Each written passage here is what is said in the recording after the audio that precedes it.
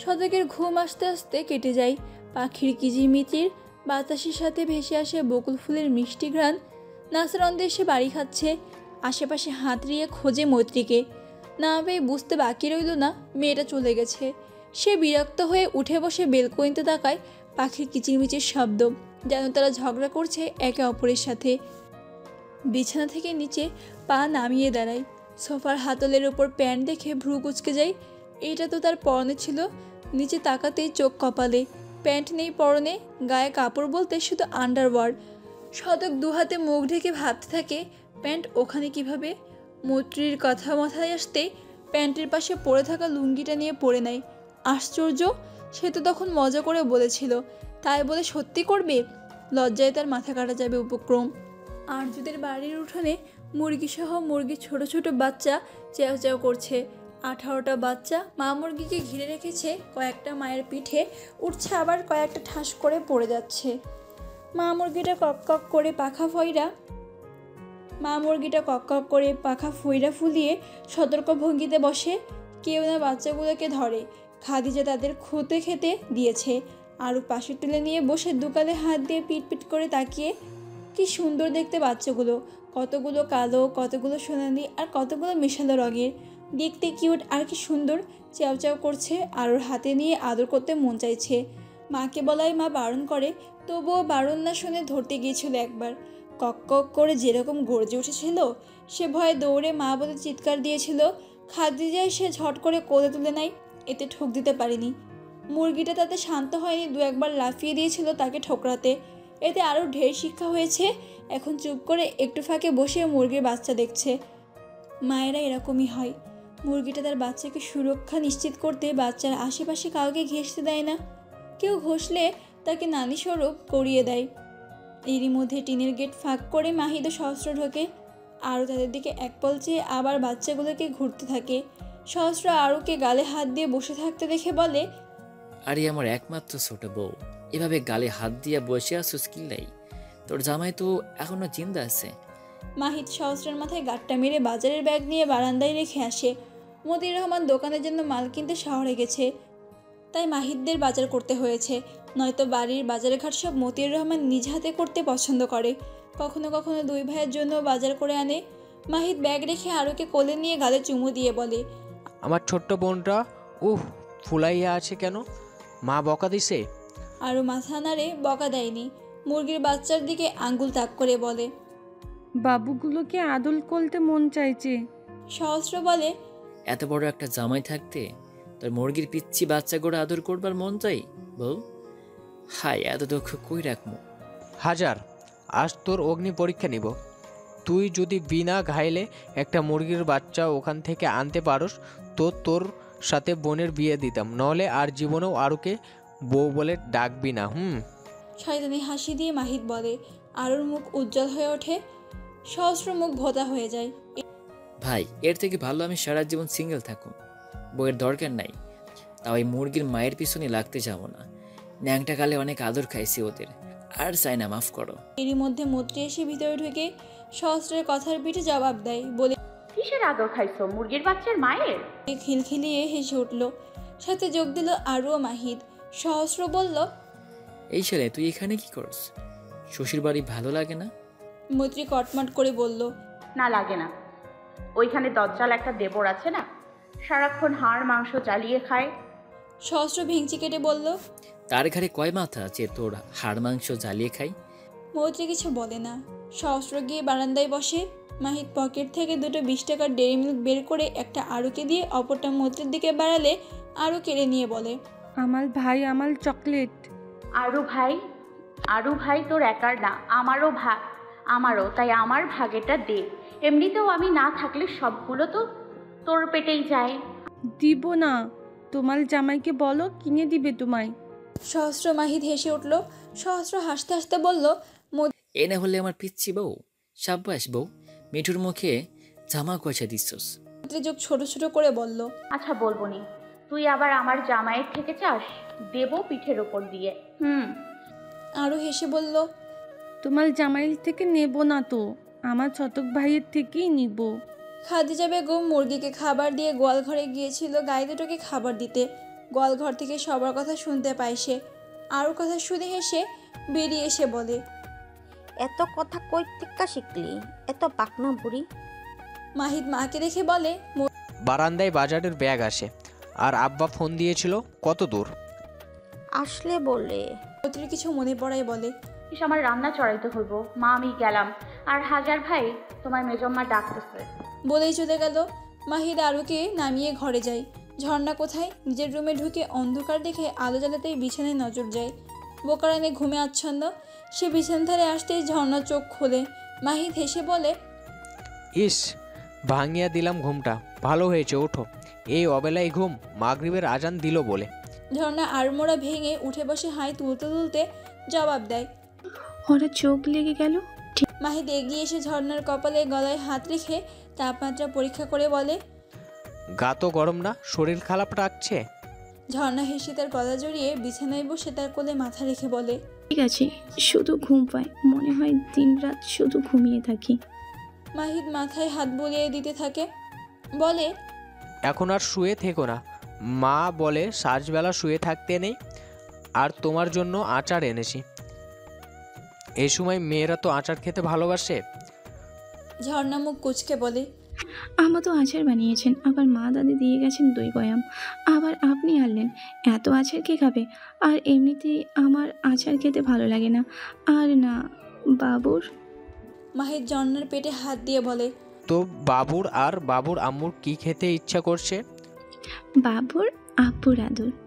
বলেই দু হাতে মুখ ঢাকে। মাহিদ চোখ বড় বড় করে ঝর্ণার দিকে তাকিয়ে বলে, বোকা রানের আদর চাই? ঝর্ণা হাত ছড়ায় না। মাহিদ হেসে ঝর্ণাকে তুলে টেনে নিজের কোলে বসায়। ততক্ষণে ঝর্ণা হাত সরিয়ে নেয়। মাহিদ ঝর্ণার ঘাড়ে হাত নিয়ে চুলে গলিয়ে দেয়। মুখ ঝুঁকিয়ে পুরুষালী রুক্ষ অধর দ্বারা নরম চিকন ওষ্ঠধর আঁকড়ে নেয়। ঝর্ণার নিঃশ্বাসের গতি বেড়ে যায়, সাথে সাথে বক্ষস্থলে ওঠানামা। তীব্র আশ্লেষে মাহিদের শার্টের কলার আঁকড়ে ধরে গলায় আঁচড় দেয়। মাহিদ যেন বেপরোয়া হয়ে ওঠে। সন্ধ্যা পেরিয়ে রাত নেমেছে ধরণীতে। আকাশটা ঘন ঘন মল্লরে ঘিরে, সাথে বৃষ্টি পড়ছে ঝিরিঝিরি। ফেব্রুয়ারি মাসে বৃষ্টি, তাই বেশ ঠান্ডা আবহাওয়া বিরাজ করছে। নীরব কথা বাসে বসে। বাস ছেড়েছে আধা ঘন্টা হয়েছে। সব বন্ধুদের থেকে বিদায় নিয়ে সন্ধ্যার বাসে উঠেছে। বাস একটু দেরিতে ছেড়েছে। সামনের সিটের টিকিট বুকড হওয়ায় পিছনে ঝাঁকি খাওয়া। কথা জানিতে প্রবলেম হয় না, ছোটোবেলা থেকে অভ্যাস। কিন্তু নীরবের অভ্যাস নেই দূরপাল্লার জার্নির। তার অস্বস্তি হচ্ছে, কথা হয়তো বুঝতে পারে। আপনার বাসে ওঠার অভ্যাস নেই হয়তো। জানালার পাশে বসুন, আমি ওখানে বসছি। নীরব পাশের সিটে তাকায়। দুটো কম বয়সী ছোকরা একটু পরপর এদিকে তাকাচ্ছে। নীরব 2-1 চোখ রাঙিয়েছে, তাই এবার আর চোখে চাইছে। নীরব ঘাড় ঘুরিয়ে কথার দিকে চেয়ে বলে, এখানে ঠিক আছি। কথা বাসের জানালার গ্লাস দিকে মাথা ঠেকিয়ে বাইরে তাকিয়ে। বৃষ্টির ফোঁটা গ্লাসে এসে বাড়ি খাচ্ছে। এক মনোরম পরিবেশ। বাস জার্নিতে বৃষ্টির দেখা মিলে এক অন্যরকম ভালো লাগাময় অনুভূতি কাজ করে। সিটে বসে বাইরে বৃষ্টির ঝমঝমাঝম নৃত্য মনে দোলা জাগিয়ে দেয়। কথা ভাবলো, ইস, এখন দিনের বেলা হতো। নীরব কন্ডাক্টরকে ডেকে আলো নিভিয়ে দিতে বলে। তার কথায় বেশ কয়েকজন সায় দিলে সে বাতি নিভিয়ে দেয়। এতে কথার সুবিধা হয়। বাইরের দৃশ্য কিছুটা হলেও দৃশ্যমান। কবিতার কথা মনে পড়ে যায়। কবিতার সে বাসে কোথাও গেলেই কবিতা জানালার ধারে সেই বসতো। সারা রাস্তায় এটা ওটা বলে নিজে হাসতো, সাথে তাকেও। কবিতার কথার সাথে পরিবারের সকলের কথা মনে পড়ে। বাবা, দাদু, চাচু, মা সবাই এখন কি করছে? তার কথা মনে পড়ছে কি? আচ্ছা, তাকে কি কখনো ক্ষমা করবে না? ভাবতে আখিথায় ভরে ওঠে। সেথা হতে বাড়িধারা বইতে শুরু করে কপল বেয়ে। বাস ছেড়ে দেওয়ার পরে কথার নিকপ খুলে রেখেছিল। অন্ধকার হওয়ায় দরুন তার বাড়িধারা নীরবে দেখতে পায় না। তবে মৃদুস্বরে নাকটানার শব্দ, নীরব গাম্ভীর্য কণ্ঠস্বরে খানিকটা আদর মিশিয়ে বলে, তুমি কথা তড়িৎ গাল মুছে। এতে নীরব নিশ্চিত হয়। কথা বলে, কই না তো। নীরব সিটে মাথা এলিয়ে বলে, বাড়ির কথা মনে পড়ছে। কথার কপল আবারও ভিজে এলো। আচ্ছা, বাবা মা কি আমার সাথে কথা বলবে না? আর আমাকে মাফ করবে না? নীরব তার রুক্ষ হাতের বুড়ো আঙ্গুলের সহায়তায় কথা চোখের পানি মুছে বলে, মা বাবা কখনো ছেলে মেয়েদের থেকে দূরে থাকতে পারে? এখন অভিমান করে আছি, ধীরে ধীরে সেটাও বিলীন হয়ে যাবে। তখন দেখবে আদুরে বুকে টেনে নিবি। নীরবের রুক্ষ হাতের ছোঁয়ায় কথা খানিকটা কেঁপে উঠে গা কেমন শিরশির করে উঠল। এমনিতেই আবহাওয়া বেশ ঠান্ডা, তার উপরে এই অনাকাঙ্ক্ষিত ছোঁয়ার কম্পনে যেন শরীরের লোমকূপ দাঁড়িয়ে যায়। নীরবের কথা কানে গেলেও কোনো প্রতিক্রিয়া করতে পারে না, তাই কিছু বল নীরবতা। নীরব কথার দিকে খেয়াল করছে, কাঁপছে খানিকটা। শীত লাগছে বোধ হয়, তারও শীত শীত লাগছে, তবে সেটা সহ্য করার মতো। শুনেছে মেয়েদের শীত একটু বেশি। সে কথাকে জিজ্ঞেস করে, তোমার কি শীত করছে? কথা ইতস্থ করে, তা একটু করেছি। তোমার ব্যাগে শীতের পোশাক আছে বা কোনো চাদর? কথা মাথা নাড়ায়, নেই তার কাছে। তাড়াহুড়োয় ব্যাগ গুছিয়েছে, সামনে যা পেয়েছে নিয়ে এসেছে। নওরিন কিছু দরকারি কাপড় চোপড় ব্রাশ সহ প্যাক করে দিয়েছিল, শীতের কিছু দেয়নি, আন্নে সে তুলেছে। নীরব দাঁড়িয়ে উপরের বাসের মালামাল রাখার জায়গা থেকে নিজের ব্যাগ বের করে সিটে বসে একটা ঘিয়ে রঙের কালো পাড়ের শাল বের করে। ভাগ্যিস এনেছিল। ব্যাগ পুনরায় উপরে রেখেই সিটে বসে চাদরের ভাঁজ খুলে নিজের গায়ে জড়িয়ে নিল। কথা ভ্যাবাচাকা খেয়ে যায়। সে ভেবেছিল তাকে দিবে, কিন্তু এই লোকটা তো নিজেরটা বুঝে নিল। কথা জানালার বাইরে তাকায়। নীরব কথার কাজ জড়িয়ে চাদরে ঢেকে বুকের উপরে নিয়ে আসে। কথা চমকপ্রদ হয়ে চোখ বড় বড় করে। কি হয়ে গেল তার সাথে? সে এখন নীরবের বুকের সাথে লেপ্টে। নীরবের শরীরের বসে তীব্র মিষ্টি গন্ধ নাসারন্ধ ভেদ করছে। শরীরটা কেমন ঝিমঝিম করছে, হঠাৎ করে গরম লাগছে কেমন, যেন হার্টবিট বেড়ে চলেছে তীব্র বেগে। বুকটা কেঁপে কেঁপে উঠছে কেমন, ধরফর ধরফর করছে। কথা নিজেকে একটু শান্ত করে, বুকে মাথা পেতে চোখ মুছে নেয়। নীরবের হৃদস্পন্দ বৃদ্ধি পাচ্ছে ক্রমাগতভাবে। মা বোন ব্যতীত প্রথম কোনো নারী এ জায়গায় মাথা রেখেছে। শক্তপোক্ত পুরুষালী শরীরও একটু কেঁপে উঠল কি? কথা নরম শরীর যেন তার তনুমন জুড়ে উষ্ণতা ছড়িয়ে দিল। লম্বা শ্বাস টেনে কথাকে নিজের সাথে আরেকটু চেপে নিল। কথা দম বন্ধ হওয়ার উপক্রম। এই নিরামিষ লোক হঠাৎ আমিষ হয়ে উঠল কিভাবে? সে তার ভালোবাসার মানুষটির বুকে মাথা রেখে আছে। ভাবতে লজ্জায় ঘিরে তাকে কপল যেন গরম হয়ে যায়। ওভাবেই চুপটি করে রয় নববিবাহিত কপতি। বেশ সময় পরে নীরবতা ভেঙে জিজ্ঞেস করে, এখনো শীত করছি? কথার বলতে ইচ্ছা করলো এবার নিজের উষ্ণতা দিয়ে মরে নিলে হিমালয় পর্বতেও শীত করবে না। পরপর নীরবতা। নীরব কি বলবে ভেবে পাচ্ছে না, তাই চোখ বুঝে নেয়। তখনই মিনমিন সরে কথা অভিযোগ আনে, গতকাল রাস্তায় একটু হাত ধরেছিলাম বলে ধমকে বলেছিলেন, চিপকাচ্ছি কেন? অথচ এখন নিজেই চিপকাচ্ছেন।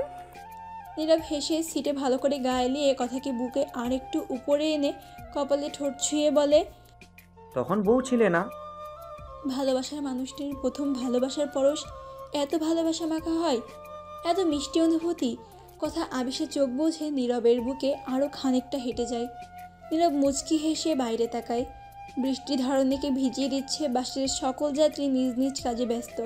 কেউ কেউ ফোন টিপছে তো কেউ কেউ ঘুমিয়ে সোফায় বসে টিভি দেখছে। শতক সহস্র শফিউর রহমান সুলতানা মৈত্রী খাবার টেবিলে খাবার সাজিয়ে রাখছেন। শতক মৈত্রীর থেকে মুখ লুকিয়ে রেখেছে। এই মেয়েটা তার মানিজ্জত নিয়ে ছিনিমিনি খেলেছে। কি করে মুখোমুখি হবে? লজ্জায় তার নাক কান গলাও কাটা যাবে। সে মুখ গোমরা করে টিভিতে নজর দেয়। সহস্র হা করে দেখছে টিভিতে তার প্রিয় অ্যাভেঞ্জার অ্যান্ড গেম মুভি চলছে। তার প্রিয় মুভি। সে মার্বেলের বিগেস্ট ফ্যান বলা যায়। তার ফেভারিট সুপারহিরো হলো আয়রন ম্যান আর থর। তার আর কোথাও মনোযোগ নেই। এই ছবি অনেকবার দেখেছে, তবুও অনুভূতি প্রথমবারের মতো। শফিউর রহমান পাশে বসে কিছু বলছে, অথচ শতক সহস্র তার কথা কানে তুলো না তো দূরের কথা তাকাচ্ছেই না। শফিউর বিরক্ত হয়ে কিছু বলবে, তখনই বেল বেজে উঠল। সে শতক সহস্রকে বলল দরজা খুলতে, তারা নড়ল না। রাগে গসগস করতে করতে সেই উঠল, আজকালকার ছেলেরা বাপ মায়ের কথা শোনে না, তাদের কথায় গুরুত্বই মনে করে না, নিজেদের মতো চলবে আর বদমাইশি করে বেড়াবে। একটা পাতি বদমাইশ ভাই। মতিউর রহমান দরজার সামনে দাঁড়িয়ে কোলে ছোট্ট আরজু। মতিউর রহমান শফিকে পেরিয়ে ভিতরে ঢুকতে ঢুকতে বলে, তোর থেকে ভালোই আছে আমার আব্বারা, তুই তো সবাইকে জ্বালাইয়া মারতি, এখন সাধু সাজলে তো সত্যটা মিথ্যা হয় না। শফিউর রহমানের মুখ ফাটা বেলুনের মতো চুপসে যায়। ভাই এভাবে বলতে পারলেন? সত্য তিতা হইলেও উপকারী। আরও বাবার কোল থেকে নেমে দৌড়ে শতকের কোলে বসে। শতক তার চুল এলোমেলো করে বলে, আরও শোনা যে বড় আব্বা কখন এসেছো? সহস্র এবার টিভি থেকে চোখ নামিয়ে মতিউর রহমানের দিকে চেয়ে উঠে দাঁড়িয়ে তাকে জড়িয়ে হেসে বলল, বড়াব্বা, আমি যেদিন আসি সেদিনই তোমার মালের জন্য যেতে হয়। আমি কতবার গেলাম ও বাড়ি, অথচ তোমার আসার খবর নাই। মতিউর রহমান হেসে সহস্রের পিঠে চাপড়ে বলে, ছোট আব্বা, আমি জানতাম নাকি আপনি আসবেন? আসলে যাইতাম না। ভালো আছেন? এতক্ষণ ছিলাম না, এখন আছি। আর তোমার ভাইকে একটু চুপ করতে বলবে? সে কখন থেকে কানের কাছে বসে ঘ্যান ঘ্যান করছে। শফিউরের চোখ বড় বড় করে সহস্রকে বলল, এই মিথ্যু, ভাইয়ের সাথে মিথ্যা নালিশ দিবি না। সহস্র বাবার দিকে চোখ ছোট ছোট করে চায়। শতক বলে, বড় আব্বা ছাড়ো তো, এখানে বসো। মতিউর রহমান বসে শতকের দিকে চেয়ে বলে, আম্মা কোথায়? সহস্র মুখ ফুলিয়ে বলে, ওহো, মেয়ের জন্য এসেছো? আমি ভাবলাম আমার সাথে দেখা করতে এসেছো। ছোট আব্বা আপনার সাথেই দেখা করতে আসছে। সুলতানা আর আম্মাকে দেখছি না, তাই জিজ্ঞেস করলাম। শফিউর বলল, ভাই ওর সাথে ছাড়ো তো, তুমি জানো বড় কাণ্ড করে ঘটে গেছে। ওদের দু ভাইকে বললাম, কানেই তুলল না। কি কাণ্ড? মতিউর রহমান কটমট করে চাইল। যে করেছে বেশ করেছে। সহস্র মিটমিট করে হাসলো খানিক। শফিউর মুখ গোমরা করে বসে রইল। ঘড়িতে রাত্রি 9:30। আকাশ মেঘাচ্ছন্ন থাকায় চন্দ্র তারকারাজি দেখা নেই। অন্ধকারে বিরাজমান চারপাশটা। বৃষ্টি নেই, তবে আবহাওয়া বেশ ঠান্ডা, যেন শীতে নতুন করে আবির্ভাব ঘটেছে। এমন ঠান্ডা পরিবেশে কম্বল মুড়ি দিয়ে শান্তির ঘুম দেওয়াই যায়। হাবিবুর রহমানের বাড়িতে সবাই ডাইনিং টেবিলে রাতের খাবার খাচ্ছে। মন্ত্রী নিজ হাতে পরিবেশন করছে। সে নিজে খাচ্ছে, সাথে আরও কেউ খাওয়াচ্ছে। সহস্র এটা ওটা বলে পরিবেশ মাতিয়ে রেখেছে। শতক চুপচাপ খাচ্ছে, মন্ত্রীর দিকে ভুলেও তাকাচ্ছে না। মন্ত্রী এটা সেটা দিচ্ছে আর বলছে, আরও দিব, ভেন্ডি ভাজি দেই। শতক না তাকিয়েই মাথা নাড়ে শুধু। মন্ত্রীর কপালে ভাঁজ পড়ে। এই মাস্টার আবার কোন কাণ্ডে রেগে গেল? আশ্চর্য, এ লোক কথায় কথায় রাগ করে কেন? মতিউর রহমানও খেয়াল করলেন শতক চুপচাপ। যদিও শতক এমনিতেই শান্ত স্বভাবের, সে আরুর মুখে ভাত দিয়ে বললেন, মেজো আব্বা চুপচাপ যে, কি হয়েছে? শতক হালকা হেসে বলে, কিছু না, ওই একটু মাথা ভার ভার লাগছে তাই। সুলতানা শতকের পাশে বসে খাচ্ছিল। শতকের উত্তর শুনে বাঁ হাতেই কপালে গলায় হাত রেখে তাপমাত্রা পরীক্ষা করে বলেন, শরীর গরম অল্প, জ্বর আসবে বোধহয়। কি দরকার ছিল পুকুরে গোসল করার? সেটা গতকাল দিয়েছিলাম, আর সবাই দিয়েছিল, আমি বাকি থাকবো কেন? মুচকি হেসে জবাব দিল, গতকাল বিকেলে আয়াত, মাহিদ, সহস্র, আর্য শতকদের বাড়ির বাগানের পাশে পুকুরটাতে গোসল করতে নেমেছিল। সাথে গ্রামের আরও কিছু ছেলে মেয়ে ছিল। সবাই আনন্দ করে সাঁতরে এপার ওপার যাচ্ছিল। কে পানিতে কত সময় ডুব থাকতে পারে, এসব দেখে শতকও নেমে পড়েছিল তাদের সাথে। বেশ সময় ধরে পুকুরে সাঁতার কাটতে থাকে। সবাই মিলেমিশে অনেক মজা করতে থাকে। মন্ত্রী এসে আরুকে ডাকলে মাহির ডাঙায় উঠে আরুকে দিয়ে আবার পানিতে ঝাঁপিয়ে পড়ে। মন্ত্রী চিল্লিয়ে বলে, ভাইয়েরা আমার, সবাই ওঠো জলদি, ঠান্ডা লাগা যাইব। সহস্র ডুব দিয়ে এক কাদা তুলে মন্ত্রীর দিকে ছুঁড়ে মারে। মন্ত্রী পরনের শাড়ি দিয়ে কাদা মেখে যাতা, আরও লাগে ছিটকে। শতক ধমক দেয় সহস্রকে। মন্ত্রী চিল দিয়ে বলে, এই হাজারের বাচ্চা, একবার ওঠ, তোর পিঠের ছাল তুলে নিব। সহস্র আরও একবার ডুব দিয়ে কাদা তুলে। শতক চোখ রাঙিয়ে কাদা ফেলে দেয় ওর হাত থেকে। সহস্র দাঁত কেলিয়ে বলে, ভাবিজান, আমার কোনো দোষ নাই, আপনি ভুল করছেন তাই শাস্তি দিছি। একটু আগে বললেন না ভাইরা আমার, এখানে সবাই তোর ভাই না, জামাইও আছে, কথাবার্তা ভাইবা বলিস। মন্ত্রী রেগে কিছু বলবে এর আগে শতক বলে, মিঠু যা এখান থেকে এখনই।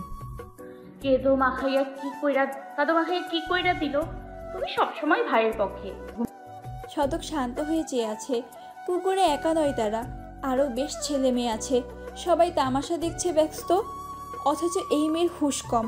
উঠতে নিলে মাহিদ জোরে বলে, মিঠু তুই যা এক্ষুনি, আমি আছি তো। এই হাজারকে আজ 1000টা চুবানি খাওয়াবো। মন্ত্রী চলে যায়। শতক আর ওঠে না। ভাইরা মিলে পুকুরে সাঁতার কাটতে থাকে। ভাই ভেন্ডি ভাজা নাও, সেই হয়েছে। সহস্রের কথায় শতক ভাবনা থেকে বেরিয়ে আসে। নেব না, আর খেতে পারছি না, উঠছি। সুলতানা বলল, আব্বা নাপা খেয়ে নিও একটা। আচ্ছা। বেসিনে হাত ধুয়ে রুমে চলে যায়। শফিউর মৈত্রীকে বলে, জ্বর বাড়তে পারে, বাইরে জটপট্টি দিস। মৈত্রীও মাথা নাড়ে। একে একে সবার খাওয়া শেষ হয়। মতিউর রহমান ও আরও চলে যায়। বাকিরাও রুমে যায়। মৈত্রী সব বাসনপত্র গুছিয়ে টেবিলে এসে একটা প্লেটে ঢাকনা সরায়। প্লেটে মাখানো ভাত শতক অর্ধেকের বেশি রেখে উঠে গিয়েছিল। খাবার নষ্ট করার মানে হয়? বাবা সচরাচর খাবার এটো করে না, মাঝে মাঝে করলে মাকে সেটা খেতে দেখেছে। তাছাড়া শুনেছে এটো খেলে ভালোবাসা বাড়ে। মৈত্রী টেবিলে বসে খেয়ে নিল খাবার। সব গুছিয়ে গাছিয়ে ঘরে ঢুকে দেখে শতক কাঁথা মুড়ি দিয়ে শুয়ে আছে। ঘুমিয়ে পড়েছো? আশ্চর্য, কেউ ঘুমিয়ে পড়লে কিভাবে জবাব দেবে? শতক মুখের উপর থেকে কাঁথা সরিয়ে বলে। মৈত্রী হেসে বলে, তা ঠিক, জ্বর বেড়েছে? কপালে হাত রেখেছে তাপমাত্রা অনুমান করতে। গা গরম বেশ। তোমার কি শীত করছে? কম্বল বের করবো? শতক মৈত্রীর দিকে না তাকিয়েই বলে, শীত করছে বেশ, তবে কম্বল বের করতে হবে না। কেন? তুই আছিস কি করতে? মৈত্রী জিভে কামড় দিয়ে হেসে উঠল। শতক তার দিকে তাকায় না। মৈত্রী চোখ ছোট ছোট করে বলে, না, বেশ সময় ধরে লক্ষ্য করছি, এখনো তাকাচ্ছ না, আবার কি হলো? শতক তাকায় এবার। তাকিয়েই চোখ সরিয়ে অন্যদিকে ফিরে অধর কোণে লজ্জালু হাসি। মৈত্রী আয়না দাঁড়িয়ে নিজেকে দেখে কোথাও কিছু গন্ডগোল আছে কিনা। কই, সবই তো ঠিক আছে। এবার মৈত্রী বিছানায় উঠে শতকের উপরে ঝুঁকে গালজোটা শক্ত করে ধরে মুখোমুখি হয়। শতক চোখ চোখ পিটপিট করে হেসে দেয়। মৈত্রী ভ্রু কুঁচকে বলে, এই নতুন বউয়ের মতো লজ্জা পাচ্ছ নাকি? শতক কাঁথা সরিয়ে মৈত্রীকে জেরিয়ে কাঁথার ভিতরে ঢুকে, কই না তো, শীত করছে অনেক, একটু ভালো করে জড়িয়ে নে তো। মৈত্রী নিজেকে ছাড়ানোর চেষ্টা করে বলে, আগে মাথায় জলপট্টি দিব, তারপর। মেজব্বা দিতে বলেছে। মৈত্রী শোনে না, ছটফট করতে থাকে। শতক ছেড়ে দেয়। মৈত্রী জয়ী হয়ে ওয়াশরুমে গিয়ে মগে পানি এনে একটা রুমাল ভিজিয়ে শতকের কপালে রাখে। শতক ঢিল দিয়ে ফেলে দেয় দূরে। চোখ মুখ শান্ত অথচ শক্ত। আরে ফেলে দিলে কেন? সবসময় রাগ দেখানো ভালো না, কথায় কথায় মুখ ফুলিয়ে নাও। বলে রুমালটা এনে পুনরায় ভিজিয়ে কপালে রাখতে নিলে শতক ঝটকা মেরে সরিয়ে দেয়। জ্বরে গা পুড়ে যাচ্ছে না আমার, যে জলপটি দিতে হবে অতটাও জ্বর আসেনি। বলে ঘুরে শুয়ে পড়ে কাঁথা জড়িয়ে। হালকা জ্বরে কাঁপুনি দিয়ে উঠছে শতক। মৈত্রী কিছু সময় চুপ করে বসে থাকে। তারপর মগ রুমাল টেবিলে রেখে লাইট নিভিয়ে কাঁথা টেনে ভিতরে ঢুকে শতককে পিঠে মাথা রেখে দু হাতে জড়িয়ে বলে, আগে বললেই তো হতো, রাগ দেখানোর কি আছে, আসো। শতক ফেরে না। আচ্ছা সরি, এবারও হয়েছে, এদিকে ফেরো। তোমার না শীত করছে? করছে না। সরি বললাম তো। বলতে হবে না। তাহলে আসো। আসবো না। লাস্টবার বলছি, আসো। না। মৈত্রী ছেড়ে দেয়। সরে আসবে শতকে পাশ ফিরে মৈত্রীকে জড়িয়ে ধরে। মৈত্রী হেসে দু হাতে জড়িয়ে নেয়। শতক উষ্ণতার খোঁজে মৈত্রীর সাথে আরেকটু সেটে যায়। শাড়ির আঁচলটা আস্তেও সরিয়ে নেয়। গলা বুকে মুখ ঘষতে থাকে। পরপর ছোট ছোট চুমু দিতে থাকে। উষ্ণ শক্ত খসখসে হস্ত দ্বারা কোমর পিঠ পেট ছোঁয়া দিতে থাকে। মৈত্রী কেঁপে উঠছে বারংবার। বক্ষস্থল ধকধক করছে। চিরচেনা স্পর্শ, অথচ এখনও তনুমন জুড়ে শিহরণ বয়ে বেড়ায়। মৈত্রী শতকের চুল মুঠো করে ধরে। চুম্বন ধীরে ধীরে ছোট কামড়ে কামড়ে রূপান্তরিত হয়। হাতের আলতো ছোঁয়ায় বেপড়া হয়ে উঠেছে। ধারালো দন্তের দংশন ও অল্প নখের আঁচড়ে চিনচিন ব্যথা অনুভব করে মৈত্রী। সরাতে চাইলেও পারে না। দাঁতে দাঁত পিষে বলে, লাগছে তো। শতকের কানে গেল না বোধ হয়। একটা হাত মৈত্রীর ব্লাউজের বোতামে গেলে মৈত্রী ঝট করে তার হাত ধরে নেয়। শতক মাথা তুলে। মৈত্রীর নিঃশ্বাস ক্রমবর্ধমান। সাথে বক্ষস্থল ওঠানামা। ওষ্ঠযুগল কাঁপছে। সেদিকে নজর গেলে শতক আর অপেক্ষা করে না। ভেসে যায় ভালোবাসার সমুদ্রের গহীনে। নিস্তব্ধতা বিরাজ করছে বাসের ভিতর। সবাই ঘুমিয়ে আছে বোধহয়। শুধু বাস চলাচলের আওয়াজ আর রাস্তার গাড়ি ঘোড়া ছুটছে সেগুলোর শাঁসা আওয়াজ। কথা ঘুমিয়ে পড়েছে নীরবের বুকে মাথা রেখে। নীরবে চোখে ঘুম নেই। সে চিন্তিত ভঙ্গিতে তার নববধূকে পাহারা দিচ্ছে। তার চিন্তার কারণ কথা। তারও তার পরিবারের সাথে মানিয়ে নিতে পারবে তো? পারবে না কেন? অবশ্যই পারবে। তার জন্য নিজের পরিবারের সাথে লড়াই করতে দ্বিধাবোধ করেনি। আর এইটুকু পারবে না? পারবে ইনশাল্লাহ। আর সেই সব পরিস্থিতিতে তার পাশে থাকবে তার ভালোবাসার একান্ত মানুষটি হয়ে। কথার মাথায় চুমু দিয়ে সেখানে থুতনি রেখে বাইরে দৃষ্টি রাখে। বৃষ্টি থেমে গেছে একটু আগেই। ঘন্টা পেরোয়, দিন পেরোয়, পেরোয় মাসের পর মাস। সময় ফুরিয়ে যায় চোখের পলকে। 7টা বসন্ত পেরিয়ে গেছে দেখতে দেখতে। মানুষের পরিবারের সাথে সম্পর্কেরও পরিবর্তনে সাধিত হয়েছে। ছোট্ট পরিবার ধীর গতিতে বড় হয়েছে। জুম্মার দিন আজ, সাথে সাপ্তাহিক ছুটির দিন। সবাই বাড়িতেই, মতিউর রহমান বাদে। সে দোকানে। মতিউর রহমানের বয়স বেড়েছে, কিন্তু মনোবল বা শক্তি কমেনি। মাহিদ তাকে দোকানে বসতে মানা করে, বলে কর্মচারী রাখবে কয়েকজন, সে শুধু মাঝে মধ্যে এসে তদারকি করবে। কিন্তু মতিউর রহমান মানেনি তার কথা। সে এতটাও বুড়ো হয়নি যে নিজে কাজ করতে পারবে না। আল্লাহর রহমতে যতদিন সুস্থ থাকবে কাজ করবে, কেননা অলস মস্তিষ্ক শয়তানের কারখানা। কারো কোনো কথা শুনবে না, নিজের জেদে অটল। কেউ মানাতে পারেনি তাকে। এখন বিকেল। মাহিদ বারান্দায় বসে স্টুডেন্টদের পরীক্ষা খাতা দেখছিল। ঝর্ণ উঠোনে ঝাড়ু দিচ্ছে। সে এখন সংসারের সব কাজেই পারদর্শী। সব কাজ একা হাতে সামলাবে। খাদিজা বেগমও সাথে করে, তবে ঝর্ণা তাকে মানা করে। ঝর্ণা মাস্টার্স শেষ করেছে অনেক আগেই। মাহিদ বলেছিল চাকরির কথা। ঝর্ণাও চেষ্টা করেছে, এখনও করে যাচ্ছে, তবে আশানুরূপ ফল পাচ্ছে না। তবুও হরদম চেষ্টা চলেছে। খাদিজা বেগমের এ নিয়ে বিরোধিতা নেই, না মতিউর রহমানের। শিক্ষিত মেয়ে ঘরে বসে থাকবে কেন? ঝর্ণা ঝাড়ু দিচ্ছে, সবটুকুই হয়ে গেছে, একটু বাদেছে, সেই জায়গাটা দিতে পারছে না। মেহেদি ওঠো ওখান থেকে, ঝাড়ু দেব। অন্য জায়গায় বসে খেলো, যাও। বসে খেলায় মেতে ওঠে। খেলনা গাড়ি, ঘোড়া, পিস্তল খেলতে থাকে। ঝর্ণাটাকে টেনে এই পাশে আনে। মাহিদ চিল্লাচিল্লি করে, মা তুমি অন্য জায়গায় দাও, আমি এখানেই খেলবো। মাহিদ মাথা তুলে ছোট ছোট করে চায়। মেহেদির শার্ট প্যান্টে মাটি লেগে হাত পায়েও লেগেছে। তোদের জালে শান্তিতে খাতাও দেখতে পারবো না। আর আব্বু, তুমি মাটিতে বসে খেলছো কেন? কি অবস্থা হয়েছে দেখেছ? মেহেদি ফোকলা দাঁতে হাসে। 6 বছর চলছে তার। বাবার সাথে তার স্কুলে যায়। প্রথম শ্রেণীতে পড়ে সে। সামনের দাঁত দুটো পড়েছে কিছুদিন হলো। ফোকলা দাঁতের হাসি মিষ্টি লাগছে না, বরং জোকার লাগছে। মাহিদের হাসি পায়, হেসে উঠে বলে, তুই দাঁত বের করে হাসবি না, কেমন বিচ্ছিরির মতো দেখাচ্ছে দাঁত বোরা। হাসি থামতেই পারি না। বলেই হেসে দেয়। মেহেদি মুখে হাত দিয়ে কাঁদো কাঁদো হয়ে যায়। ঝর্ণাও হেসে দেয়। খাদিজা বেগম এসে মেহেদিকে কোলে ধরে ধুলোবালি ঝেড়ে জড়িয়ে বলে, খুশবু হাসবি না, মানিককে কত সুন্দর লাগতেছে।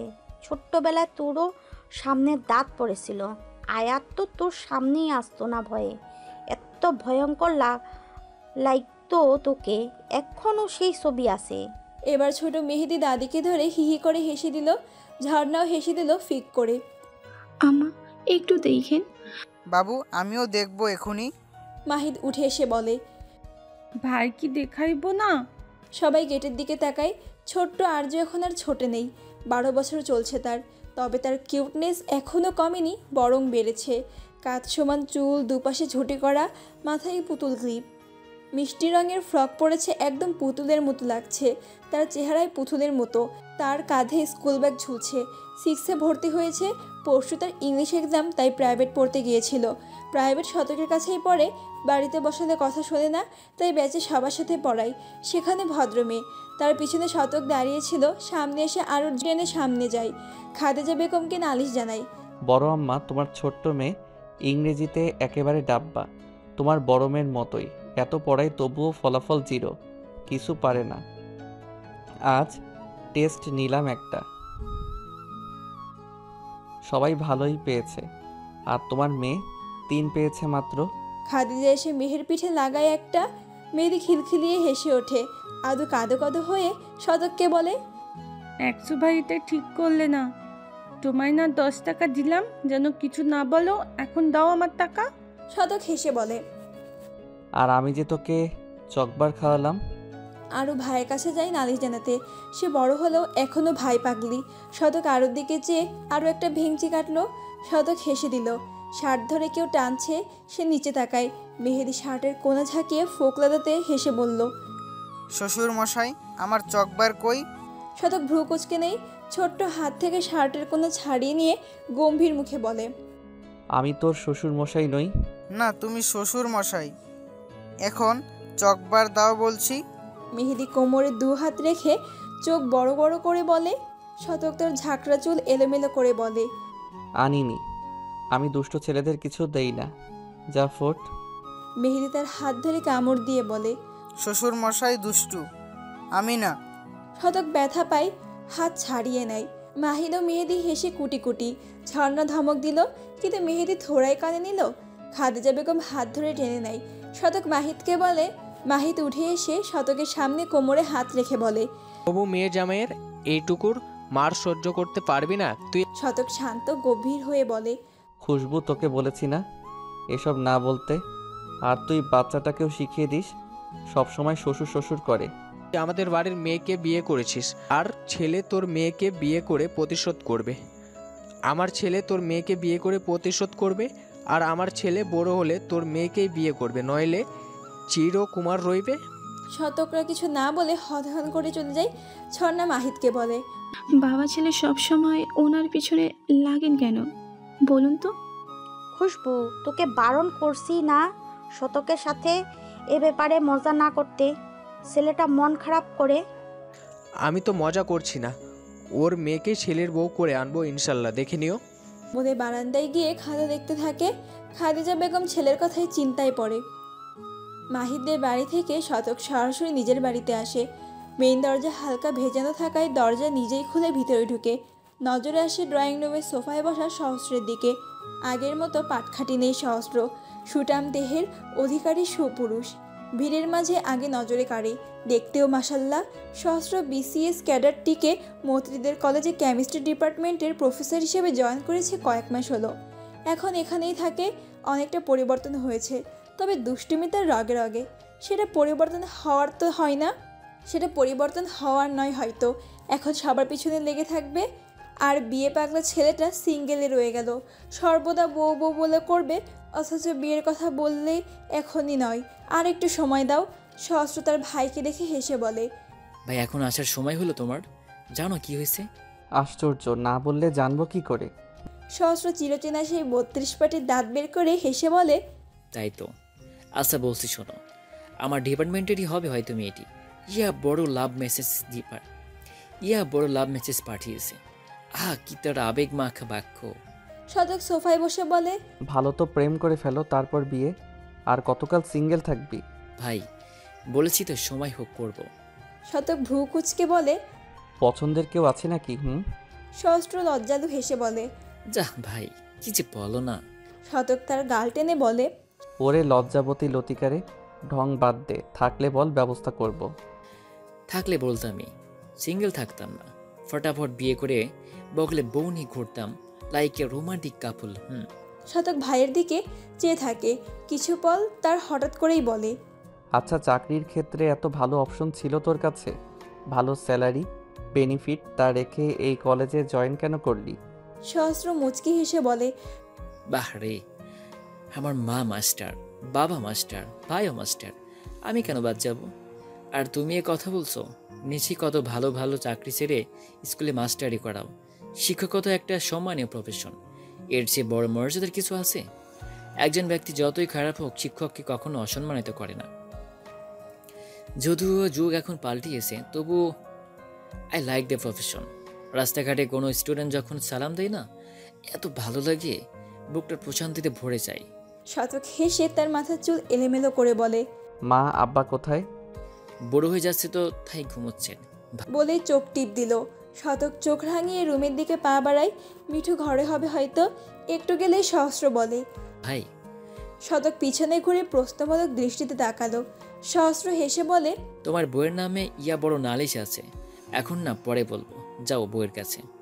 সহস্রের কপালে ভাঁজ পড়ে। আবার কি নিয়ে বাঁধলে দুটোর মাঝে? শতক ভাবনা ঠেলে রুমের সামনে দরজা নক করে ঢুকে গেল ঘরে। মৈত্রী পা ভাঁজ করে বিছানায় বসে আছে। শতককে আসতে দেখে মিষ্টি হাসি দিল প্রত্যুত্তরে। হালকা হেসে মৈত্রীর পাশে বিছানায় বসে শতক মৈত্রীর কোলের দিকে ঝুঁকে ছোট্ট প্রাণটার গালে চুমু খায়। প্রাণটি মায়ের বুক থেকে মুখ বের করে তার দিকে তাকিয়ে দন্তহীন গালে মুচকি হাসে। মৈত্রী বলে, কি করলে? কত কাঠ খড় পুড়িয়ে শান্ত করে ঘুম পাড়াচ্ছিলাম।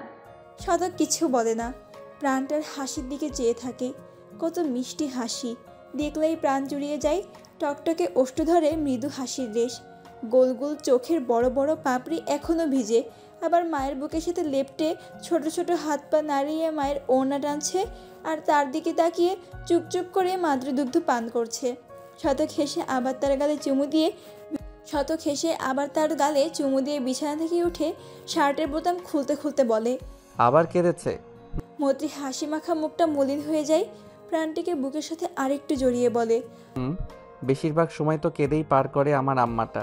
তোমারও মেজো আম্মার কোল ছাড়া কারো কাছেই যাবে না। কেউ নিলেই গলা ফাটিয়ে কাঁদে। 6 মাস হলো। এই সময় বাচ্চারা কত দুষ্টুমি করে, অথচ আমার মাটা শান্ত, কাঁদবে আর টুলু টুলু করে চেয়ে থাকবে। শতক সব শুনে মনোযোগ দিয়েই সাথে শার্ট গেঞ্জি খুলে লুঙ্গিটা হাতে নিয়ে ওয়াশরুমে চলে যায়। মৈত্রীর কোলে থাকা ছোট মেয়েটি সেদিকে চেয়ে ঠোঁট উল্টে কেঁদে দেয়। মৈত্রী মেয়েকে তুলে বুকের উপরে তুলে আদর করতে করতে বলে, আমার আম্মুটা বাবাকে চেনে? বাবাকে যেতে দেখেই কেঁদে উঠল। আমার সোনা মানিকটা কাঁদে। বাবা আসছে তো আরও আদর করবে। আমার আম্মু কাঁদে না? বাচ্চাটা শান্ত হয়। মৈত্রী গালে মুখে চুমু দিয়ে ভরিয়ে দেয়। বুকের সাথে আরেকটু লেপটে নিল।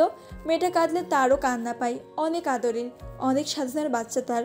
কত হাহাকার, কত আহাজারি, কত শত মোনাজাতের পরে মহান আল্লাহ তাআলার অশেষ রহমতে তাদের কোল জুড়ে মেয়েটি আসে।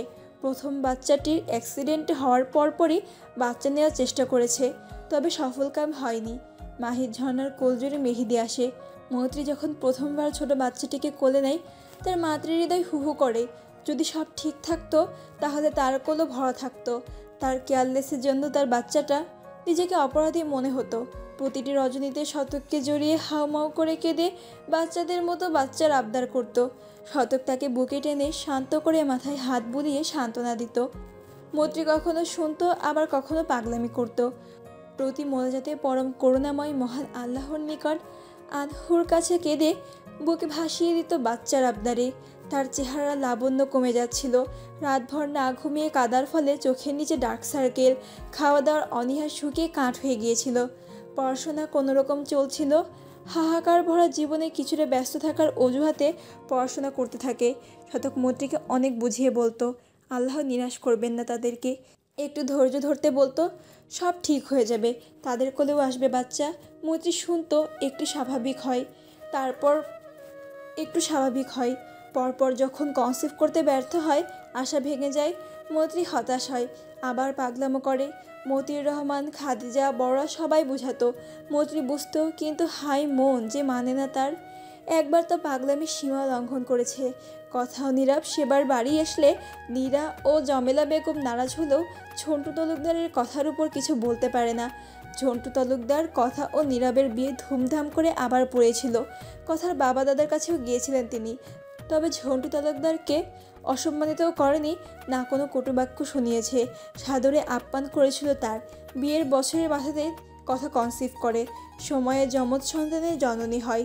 মির্জা পরিবার আর রাগ ধরে রাখতে পারেনি, ছুটে এসেছিল মেয়ের কাছে। সাদরে বুকে জড়িয়েছিল মেয়ে ও মেয়ের বাচ্চাদের।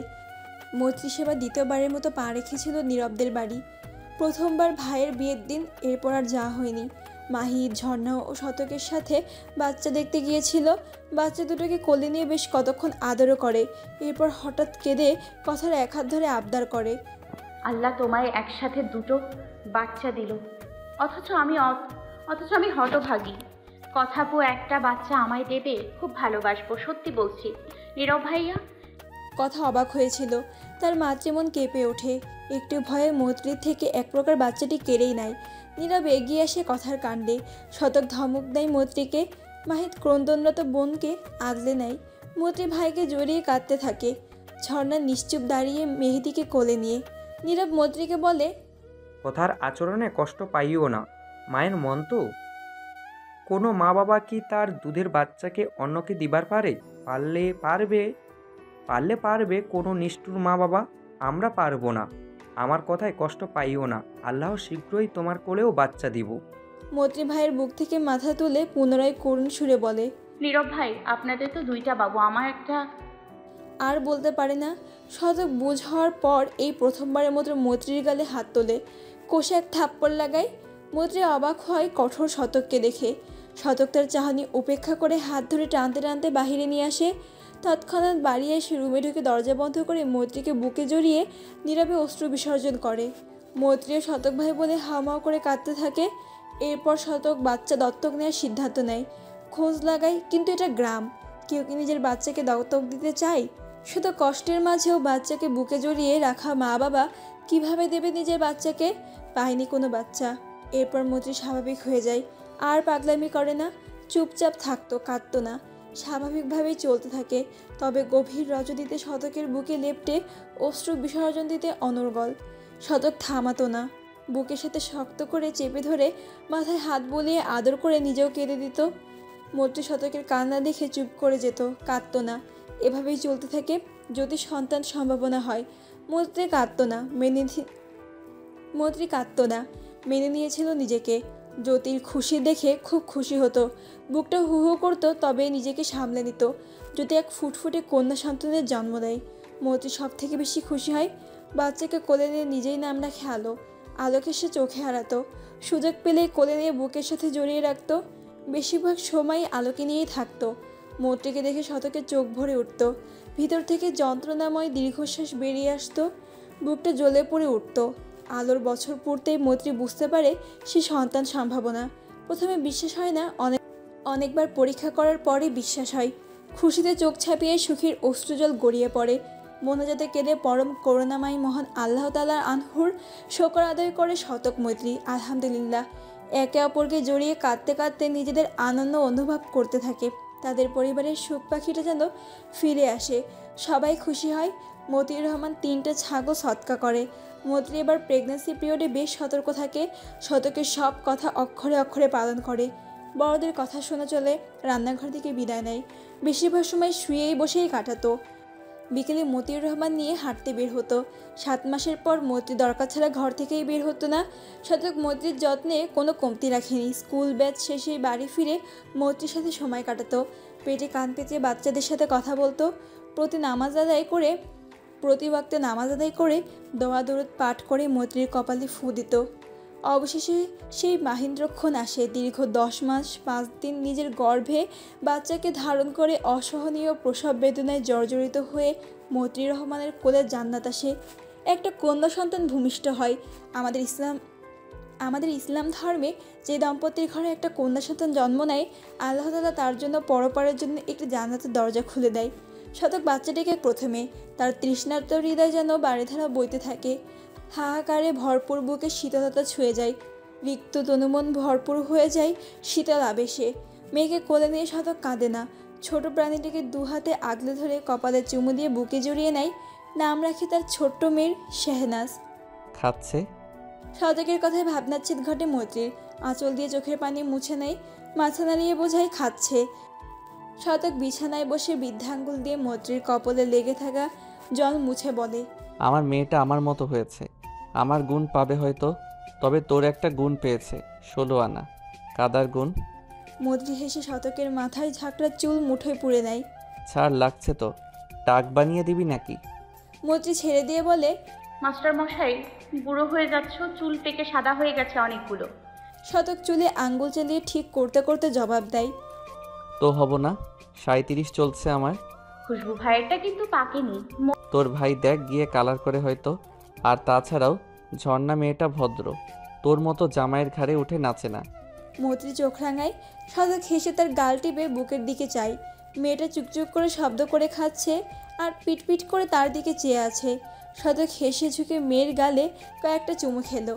শেহনাজ মায়ের বুক থেকে মুখ বের করে। অধরকোণে হাসির ঝিলিক ফুটে উঠেছে। হাত বাড়িয়ে আ আ শব্দ করে হয়তো বোঝাতে চাইছে বাবার কোলে যাবে। শতক হাত বাড়িয়ে 2 হাতে মেয়েকে কোলে তুলে নিল। মৈত্রী আঁচল ঠিক করে বসে। শতক মেয়েকে কোলে নিয়ে কপালে গালে মুখে বুকে চুমুতে ভরিয়ে দেয়। ছোট শেহনাজ বাবার আদর পেয়ে খিলখিলিয়ে হাসতে থাকে। আমার আম্মুটা বলে হাসে না, দেখ মিঠু কি সুন্দর করে হাসে। আমার আম্মু সোনার হাসিটা কি মিষ্টি। আম্মু সবসময় এভাবেই হাসবে, ঠিক আছে? ছোট্ট শেহনাজ কি বুঝলো কে জানে, আরও হাসতে লাগলো। শতক মেয়েকে পুনরায় আদরে ভরিয়ে দিয়ে মেয়ের সাথে আধা আধো বলিতে কথা বলছে আর হাসছে। মৈত্রী বাবা মার দিকে অপলক তাকিয়ে, কি সুন্দর দৃশ্য। দুজনেই হাসছে। তার মেয়েটা হাসে না তেমন, সর্বক্ষণ গাল ফুলিয়ে মায়ের কোলে থাকে, কারো কোলে যায় না তেমন। গেলেও একটু থেকে কেঁদে ওঠে। তবে সুলতানা খাতুনের কোলে থাকে বেশি সময় ধরে। শফিউর রহমান কোলে একেবারেই যেতে চায় না। শতকের কাছে যায় তবে বেশিক্ষণ থাকবে না। বাকিদের ক্ষেত্রেও তেমন। অথচ বাবাকে পেলে ঠোঁট থেকে হাসি সরে না, কোল থেকে নামতেই চায় না। আম্মু দেখো, তোমাকে আদর করছি বলে তোমার আম্মুর হিংসে হচ্ছে। হিংসটে মহিলা, আম্মুকে বকে দাও তো। মৈত্রী হেসে উঠে শতকের পাশে বসে বিছানায় পা ঝুলিয়ে তার বাহু জড়িয়ে ধরে বলে, ওটাও আমি হিংসা করছি না। আমি কেন হিংসা করব আমার আম্মুকে?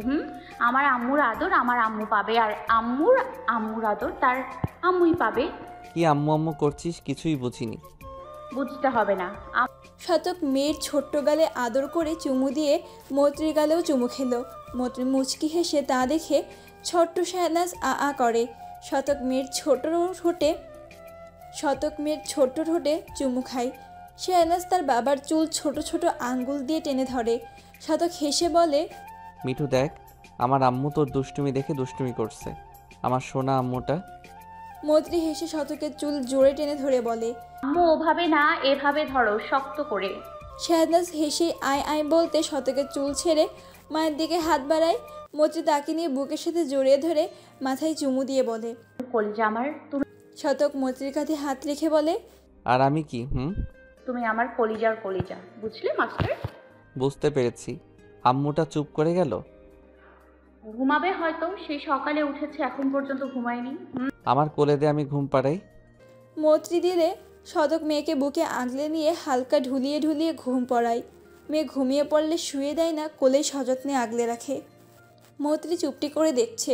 শতক টেবিলের কর্নারে ফিডারের বোতল দেখে বলে, মিঠু, আম্মুকে ফিডার দিবি না, বুকেরটা খাওয়াবি, বুঝলি?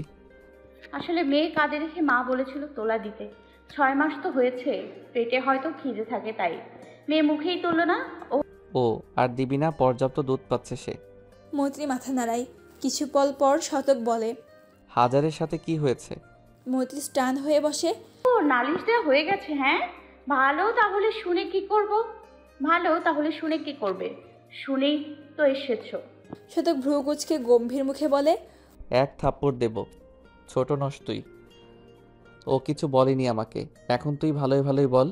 মৈত্রীর নাকের পাটা ফুলে ওঠে, আখিরায় ভরে ওঠে। কিছু বললাম না, নাকের জলে চোখের জলে একাকার। একদম কাঁদবি না, বল কি হয়েছে? মৈত্রী নাক টেনে বলে, তোমার ভাই মেয়েকে কোলে নিয়েছিল, আমি মানা করিনি একটু। কোলে নেওয়ার একটু পরেই মেয়ে গলা ছেড়ে কাঁদতে শুরু করে। আমি চাইলে দেয় না মেয়েকে। শূন্যে তুলে কান্না থামাতে চেষ্টা করে। মেয়ে আমার ভয়ে আরও জোরে কান্না করে। আমি কোলে নিতে নিলে দেয় না, তাই কয়েকটা কথা শুনেছি। তোমার ভাইও চুপ ছিল না। শতক শান্ত চোখে চেয়ে বলে, তুই একটু বেশি বেশি করিস। কারো কোলে মেয়েকে দিস না, দিলেও সাথে সাথেই নিয়ে নিস। তাই মেয়েটাও কারো কোলে যেতে চায় না বোধ হয়। সবাই আমার আম্মুটাকে ভালোবাসে, কোলে নিতে চায়, আদর করতে চায়। হাজারকে সরি বলবি, বেচারা কষ্ট পেয়েছে। আর মেয়েকে সবার কোলেই দিবি। মৈত্রী চোখের পানি মুছে নেয় আঁচলে। মেয়ের চোখের আড়াল হলেই বুক ধরফর করে আমার, জ্বালা করে, ভালো লাগে না। মেয়েকে কাঁদতে দেখলেই কলিজা মোচড় দিয়ে ওঠে, কান্না পেয়ে যায়। তো করুণ চোখে যায়, কিছু বলবে এর পূর্বে দরজা ধাক্কানোর আওয়াজ আসে। সাথে সাথে মিষ্টি গলা ভেসে আসে, মেজো আম্মু দরজা খোলো। মৈত্রী উঠে দরজা খুলে দিল। দরজার বাইরে ছোট্ট আলোকে দাঁড়িয়ে থাকতে দেখে কোলে তুলে নিয়ে আদর করে। আলোটা তার নেওটা। সহস্র মৈত্রীকে ভেঙচি দিয়ে বলে, সর সামনে থেকে, ভেতরে যেতে দিবি না সর। বলে মৈত্রীকে ডিঙিয়ে ভিতরে ঢুকে ভাইয়ের কোলে ঘুমন্ত শাহনাজকে দেখে বলে, ঘুমিয়ে পড়েছে, দাও একটু কোলে নি। জেগে থাকলে তো আসি না, কেঁদে বুক ভাসাই। বলেই আর চোখে মৈত্রীর দিকে তাকায়। মৈত্রী বুঝতে পেরে বলে, ফেলবো না তোমাকে। এমন ভাব করো যেন কারো কোলেই দেই না, সবার কোলেই দিই। কাঁদে তার জন্য জলদি নেই, আর তখনকার জন্য সরি। সহস্র শাহনাজকে কোলে নিয়ে চুবু খায় মুখ জুড়ে। তার ঘুম বাবার মতোই গভীর। তারপর মৈত্রীকে বলে, আচ্ছা মাফ করে দিলাম, আমি আবার বড়ই দয়ালু তো। মৈত্রী গাল ফুলিয়ে বলে, তুমিও সরি বলো আমায়। ভাবিজান, আমি কেন বলবো? আমি কি কিছু করেছি নাকি? মৈত্রী রেগে শতককে বলে, তোমার ভাই আবার শুরু করে দিল। শতক কপালে ভাঁজ ফেলে বলে, আমার ভাই তোর কিছুই না। মৈত্রী আলোকে নামিয়ে দিয়ে ঘর থেকে বের হতে হতে বলে, সেটাই তো দুঃখ, এরকম বজ্জাত লোকটি আমার ভাই, এই দুঃখ কই রাখবো আমি? শতক সহস্র হেসে ওঠে। আলো কোমরে হাত রেখে বলে, হাঁটছো কেন? শতক হেসে তাকে কোলে তুলে নিয়ে চুমো দিয়ে বলে, এমনি। আলো শেহনাজকে দেখিয়ে বলে, কাঁদুনি বনু আদর কোলে। শতক সহস্রের কাছে নিয়ে আলোকে একটু ঝুঁকিয়ে দিল। আলো শেহনাজের গালে আঙ্গুল দিয়ে আদর করে, ফট করে চুমু খায়। ঘুমন্ত শেহনাজ অল্প নড়ে ওঠে, ঠোঁট উল্টায়। সহস্র ঢুলিয়ে বুকের সাথে লেপটে নেয়। আলো হেসে বলে, কাঁদুনি বনু শুধু কাঁদে। ঠিক বলেছেন বড় আম্মাজান, শুধু কাঁদেই ছোট আম্মাটা। সবাই কত ভালোবাসে আম্মাকে, অথচ শুধু কাঁদবে। আমার সোনা আম্মা। মিষ্টি সকাল, সূর্যি মামা উঠেছে সকাল সকাল। আকাশে মেঘের ছোটা ফোটাও নেই, একদম পরিষ্কার, যেন রং পেন্সিলে আঁকা হালকা রঙের আকাশ। পরিষ্কার আকাশে বিভিন্ন পাখির দল উড়ে বেড়াচ্ছে খাবারের খোঁজে। দিনমজুরের দল কাজে যাচ্ছে রাস্তা দিয়ে। রাস্তার দুই ধারে খেতে বাঁকা ধান দাঁড়িয়ে আছে। একটু ঝড়ো হাওয়া বইলেই সব শুয়ে পড়বে। বৈশাখ মাসের শেষের দিকে, অথচ বৈশাখী ঝড়ের দেখা নেই। কতদিন মেঘামল্লার চোখ পাকিয়ে যায়, কিন্তু বর্ষে না। মেঘামল্লার চোখ পাকানো আর কেউ ভাই পাক আর না পাক, তবে যার খেতে পাকা ধান আছে তার মোটা দুরু দুরু করে। শিল পড়ে না, আবার ধান নষ্ট হয়। কাদায় ধান শুয়ে পড়ে পচে না যায়। তাই কৃষকেরা দল বেঁধে পাকা ধান কাটছে, আর দলের সবাই সুর মিলিয়ে গলা ভেঙে গান গাইছে। দলের মধ্যে যে সবচেয়ে গলা উঁচিয়ে গাইছে তার কণ্ঠস্বর বেশ ভালো। বাকিগুলো ঘের ঘেরে, তবে সবাই দলীয়ভাবে গাইছে, তাই সুন্দর শোনা যাচ্ছে। শতক বিছানায় শুয়ে শুয়ে তাদের গান শুনছিল। ধানের ক্ষেত তাদের বাড়ি থেকে দূরে নয়, সহস্রের বারান্দায় থেকেই দেখা যায়। বেলকনির দরজা খোলা থাকায় তার ঘরেও সুর ভেসে আসছে। তার বেলকনির সামনের বকুল গাছগুলো থেকে ছোট ছোট পাখির কিচিরমিচির শব্দ আসছে। পাখির বাচ্চা আছে বোধহয় বাসায়। বকুল ফুলও ধরেছে গাছে। সেই ঘ্রাণটাও নাসারন্দে বাড়ি খাচ্ছে। সে গভীরভাবে শ্বাস টেনে নেয়। পাশ ফিরিয়ে মেয়েকে দেখে, হাঁ করে ঘুমিয়ে আছে, মুখ দিয়ে লালা পড়ছে। শতক আঙ্গুল দিয়ে মুখ মুছে দিয়ে মুখটা বন্ধ করে দিল। দেওয়ার সাথে সাথে আবার হা হয়ে গেল। শতক হেসে মেয়ে ঠোঁটে চুমু খেলো। শেহনাজ নড়ে উঠল, পিট পিট করে চোখ খুলে। শতক হেসে বলে, আম্মু উঠে পড়েছে। গুড মর্নিং আম্মু। শেহনাজ পিট পিট করে তাকিয়ে এদিক ওদিক তাকিয়ে হয়তো মাকে খুঁজলো, না পেয়ে ঠোঁট উল্টেই। আরে আম্মু আব্বু আছে তো, কাঁদে না। শেহনাজ কেঁদে ফেললো। শতক উঠে তাকে কোলে নিয়ে পায়চারি করে কান্না থামানোর চেষ্টা করে।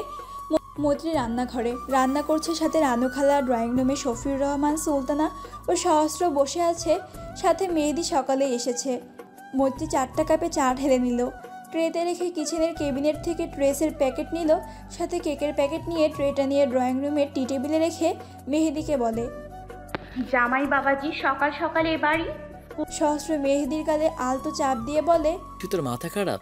এই মোটকুর সাথে আমার আম্মাজানে বিয়ে দেবো? এই মোটকু তো শুধু ড্যাং ড্যাং করে এসে খেয়ে দিয়ে যাবে।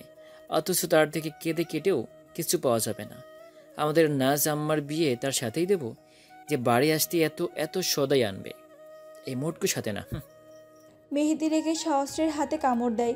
সহস্র তাকে ছাড়িয়ে একটা টোস্ট নিয়ে কামড় দিয়ে বলে, এই রাখো ইচ্ছা ফুট, একটাও দেবো না, সেই মজা। আমার মেজ আম্মু দিবে, বাবুও দিবে না। মেহেদি মিষ্টি হেসে বলে।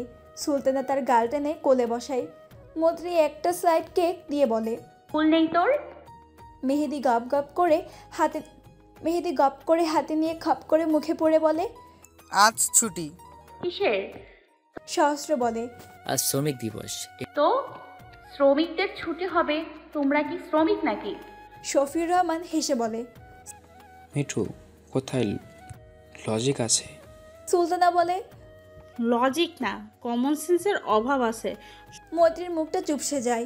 মেহেদি ট্রে থেকে আরেকটা কেক তুলতে নিলে সহস্র খপ করে ধরে বলে, এই মোটকু আর খাবি না, ফেটে যাবি। সুলতানা ধমকে বলে, সহস্রের মুখে সামলে কথা বলো, সব বিষয়ে মজা করবা না। মেহেদি হেসে সহস্রকে ভেঙচি কেটে শফিউরের কোলে বসে। দাদু, ছোট্ট আব্বুকে মারো জুড়ে, পচা ছেলে। শফিউর হেসে সহস্রকে বলে, এই 5 ছেলে খুব মারবো। আমার ভাইকে মন্টু বলা, জানিস না মন্টুকে মন্টু বলতে নাই। দাদু, তুমি তো এতবার মোটু বললে, এক্ষুনি। গাল ফুলিয়ে বলে মেহেদি। শফিউর হেসে চুমু খায় তার ফুলে গালে। এরই মধ্যে শতক আসে, কোলে শাহনাজ কাঁদছে। ঘুম থেকে উঠে মাকে না পেলেই কান্না শুরু। মৈত্রী এগিয়ে গিয়ে মেয়েকে কোলে নিয়ে চুমু খায়, এটা ওটা বলে শান্ত করায়। শাহনাজও শান্ত হয়ে যায়। শতক সোফায় বসে। মেহেদি শতককে দেখে দাঁত কেলিয়ে বলে, শ্বশুর মশাই, বউ কাঁদে কেন? আমার জন্য? শতক বিরক্তির চাহনি নিক্ষেপ করে বলে, শালার বেটা, কে তোর বউ? মেহেদি খিক খিক করে হেসে ওঠে, সাথে মৈত্রী সহ সবাই। ছোট্ট শাহনাজ মায়ের হাসি দেখে পিটপিট করে চাই। মৈত্রী মেয়েকে চুমু খায়। শফিউর রহমান বলে, টাকুন ছেলে, অথচ বইয়ের চিন্তা করত। আর আমার বুড়া ধামরা ছেলে একটা বউয়ের জুতাটাও পরাতে জানে না। মৈত্রী বলে, মেজব্বা একদম ঠিক বলেছ। আর বউ আসবে কিভাবে? তোমার যে বদমাস ছেলে না, ওর কপালে বউ জুটবে না। সহস্র গায়ে মাখল না, চায়ের কাপে চুমুক দিয়ে বলে, আমি বিয়ে করছি না বইয়ের কথাই ভেবে। বিয়ে করে আনলেই তো ডাইনির মতো জায়ের অত্যাচারে বেচারি আধমরা না হয়ে যায়। মৈত্রী ফুঁসে ওঠে, আমি যাইনি তোমার বউকে অত্যাচার করে আধমরা বানিয়ে দিব। আচ্ছা ঠিক আছে, আনো বিয়ে করে। তোমাকেও তোমার বউকে নাকে দড়ি দিয়ে নিয়ে না ঘুরিয়েছি তো আমি মিঠু না। সহস্র হেসে বলে, এমন বউ আনবো না যে অত্যাচারের করতে পারবি না। সকাল গড়িয়ে দুপুর গড়িয়েছে সবে। বেলা 12টা বাজে হয়তো। রোদ উঠেছে ঝলমলিয়ে। চারপাশে সূর্যের কিরণের দিকে তাকালে চোখ ঘুলিয়ে ওঠে। পুকুরে জেলেদের দল নেমেছে মাছ ধরতে। সাথে গ্রামের লোকজনও নেমেছে গোটা কয়েকজন। ভাগের পুকুর, অনেকেই ভাগিদার। পুকুরের চারপাশ গাছে দিচ্ছে গ্রামবাসীরা ভিড় জমিয়ে মাছ ধরা দেখতে ব্যস্ত। বিশাল পুকুর জাল ফেলে চারদিক ঘিরে একপাশে টেনে আনছে। জালের অভ্যন্তরে পুকুরের মাছ জলে লাফালাফি করছে। বড় ছোট সিলভার কাপ, কই, কাতল, ধুইরা, তেলাপিয়া আরও বিভিন্ন মাছের সমাহার। আশেপাশে বক উড়ছে আর টুপ করে পানির উপরে ভাসমান মাছ ঠোঁটে নিয়ে উড়ে যাচ্ছে। গ্রামের বাচ্চারা সেটা দেখে হইচই করছে। মতিউর রহমান, শফিউর রহমান, হাবিবুর রহমান, আয়াত ও তার কোলে আলো দাঁড়িয়ে পুকুরে পাড়ে। পুকুরে তাদেরও ভাগ আছে, তাদের অর্ধেক অংশ। মাহির ছেলেকে নিয়ে পুকুরে নেমেছে সাঁতার শেখাবে বলে। সহস্রও তাল মিলিয়েছে। মেহেদিকে কয়েকটা চুবানিও খাইয়েছে। মেহেদি আর তার কাছেও ঘেঁষছে না।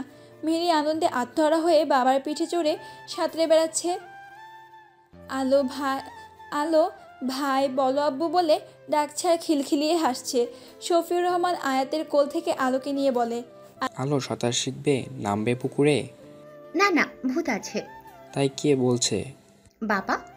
আয়াত হেসে বলে, মেজবা ভূত আছে তো? সত্যি? শফিউর শয়তানি হেসে বলে, আলো কোনো ভূত নেই, বোকা বানাচ্ছে তোমার। দেখ, মহু আর তোমার বড় আব্বুকে কি ভূত ধরেছে? আরও তো অনেকে নামছে। আলো পুকুরে দেখে কাঁদো কাঁদো গলায় বলে, আপু পচা, আমি গুছু খাবো ও দাদু। শফিউর আলোকে আয়াতের কোলে দিয়ে কেটে পড়ে। আলো আয়াতের চুল টানছে পুকুরে নামবে বলে। আয়াত মেয়েকে ছাড়াতে ছাড়াতে বলে, মেজব্বা কি করলে? তুমি আর ভালো হলে না। মতিউর রহমান এসে ছাড়িয়ে নিয়ে কোলে তুলে নিল আলোকে। বুবু, বাবাকে মারতেছ কেন? পাগারে নামবা? আচ্ছা ভালো, তোমার বাবা তো সাঁতারই পারে না, তোমার ওই দাদু পারে, যাও তার কাছে। শফিউরকে দেখিয়ে বলে মতিউর রহমান। আলো কোল থেকে নেমে দৌড়ে শফিউরের পা ঝাপটে বলে, দাদু গুছু খাবো। শফিউর করুণ চোখে ভাইয়ের দিকে যায়। আলোটা সেরকম যদি যা বলবে তাই করবে। হাবিবুর রহমান হেসে বলে, একই বলে ঠেলায় নাম বাবাজি। এরই মধ্যে শতক এলো কোলে তার ছোট্ট শাহনাজ, পেছনে আকিব ও চন্দ্র। মতিউর রহমান তাদের দিকে চেয়ে বলে, মতিউর রহমান তাদের দেখে বলে, আমি বাবাজি যে ভালো আছেন? কখন আইছেন? আকিব হেসে উত্তর দিল, ভালো। আপনি কেমন আছেন বড়াপ্পা? এরপর সবার সাথে কুশল বিনিময় করে পুকুরের মাছ দেখতে লাগলো। শতক মেয়েকে নিয়ে গাছতলায় যায়। মেয়েটার না রোদ লাগে। সেখানে গেলে কিছু ছেলে মেয়ে সালাম দেয়, স্যার বলে কথা। শতক হেসে উত্তর দিয়ে পড়াশোনা নিয়ে জিজ্ঞাসা করে। এরই মধ্যে এক মহিলা বলে, মাস্টার মাইয়া নাকি দেখি, বলে শাহনাজকে কোলে আসার জন্য ডাকে। শতক হেসে মেয়েকে বলে, আম্মু যাবে? শাহনাজ বাবার গলা জড়িয়ে ধরে, যায় না মহিলাটির কোলে। শতক হেসে বলে, কারো কাছে যেতে চাই না ওর মাকে ছাড়া। আর এক মহিলা বলে, কোলবাসে কত বছর পরে আলা চোখ ফিরা চাইছে মিঠুটার দিকে, এত কিছুর পর মায়া ডার হইল। আর একজন বলে, মায়াটা কত কাঁদতো একটা সলের জন্য। শতক বিপাকে পড়ে যায়। এরা তো হাত ধুয়ে পিছনে পড়েছে, এখানে আসাই ভুল হয়েছে। এর মধ্যে একটা বয়স্ক মহিলা বলে, তোমার মায়া দেখি তোমার মতোই হইছে, চাপা গায়ের রং, মায়ের মতো হইলে ফর্সা হইতো। শতকের চোয়াল শক্ত হয়ে কিছু বলবে, এর পূর্বে মৈত্রীর ডাক ভেসে আসে। শতক মেয়েকে নিয়ে যেতে যেতে বলে, চাচি গায়ের রং সাদা দিয়ে কি হবে যদি না তার অন্তর সাদা হয়। থামে না শতক, মৈত্রীর কাছে গিয়ে এক ধমক দেয়। এখানে কি তোর? কত মানুষ এখানে, যা বাড়িতে যা। মৈত্রীর সাথে হুমাও ছিল। হুমা আমতা আমতা করে বলে, আমরা মাছ ধরা দেখতে এলাম ভাইয়া। ছোট নস তোরা, আয় আমার সাথে। বলেই পা বাড়ায়। মৈত্রী হুমা তার পিছু পিছু যায়। হুমা অনার্স 4র্থ বর্ষে মৈত্রীর কলেজেই ম্যানেজমেন্ট বিভাগে ইমপ্রুভ দিতে দিতে তার যান যায় অবস্থা। লেখাপড়ার বিষয়ে সে বড্ডই কাঁচা। শতক সবার কাছে আসতেই মতিউর রহমান হাত বাড়ায় শেহনাজকে কোলে নেওয়ার জন্য। শেহনাজ গোল গোল করে চেয়ে আসছে তার দিকে, আবার মায়ের দিকেও তাকায়। মৈত্রী হেসে বলে, আম্মু যাও, নানু হয় তোমার, নানুর কাছে যাও। শেহনাজ ওভাবেই তাকিয়ে যায় না। মতিউর রহমান হাত বাড়িয়ে কোলে তুলে নিয়ে বলে, নানুর কাছে আসতে এত চিন্তা? বুবু আপনিও সাঁতার কাটবেন? ভাইও বড় বুবুর মতো। শেহনাজ চুপ করে শুধু কুটুর কুটুর করে চেয়ে দেখছে। মৈত্রী বলে, আলো নেমেছে পুকুরে। বলে হাবিবুর রহমান ও আয়াতের মাঝখানে দাঁড়িয়ে দেখে। হুমা ভাইয়ের পাশে দাঁড়িয়ে আলোকে ডাক দেয়, আলু বুড়ি, এই আলু বুড়ি। আলো সহস্রের কাঁধে বসে, শুধু পা দুটো পানিতে। তখন শফিউর রহমানের কাছে জেদ ধরে সেও নামবে, কেঁদেই ফেলেছিল। শফিউর অনেক বোঝায় চকলেট দেবে, আইসক্রিম দেবে, না কিছুতেই মানে না। কান্নার বেগ আরও বেড়িয়ে দেয়। সহস্র পানি থেকে উঠে সে তাকে কাঁধে তুলে নিয়ে পানিতে নামে। আলো মৈত্রী ও হুমার দিকে তাকিয়ে হাত নাড়িয়ে বলে, ঠান্ডা ঠান্ডা পানি। সহস্র মৈত্রী ও হুমার দিকে চায়। হুমা বলে, আজের ভাই বলে ফেল। কিছু না। মৈত্রী চোখ ছোট ছোট করে ঘাড় ঘুরিয়ে হুমার দিকে যায়। হুমা বোকা হেসে বলে, কি বলবো ভুলে গেছি। শফিউর রহমান মতিউর রহমানের পাশে দাঁড়িয়ে শেহনাজের গাল টিপে। শেহনাজ শুধু পিটপিট করে তাকিয়ে থাকে শান্তভাবে। শফিউর হেসে আবারও গালে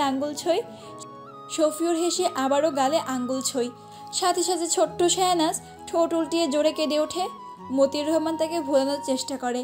শেহনাজ শান্ত হওয়ার বদৌলতে আরও জোরে জোরে কাঁদতে থাকে। মৈত্রী দ্রুত এসে বাবার থেকে মেয়েকে বুকে নিয়ে নেয়। আমার আম্মু কি হয়েছে, কাঁদে না।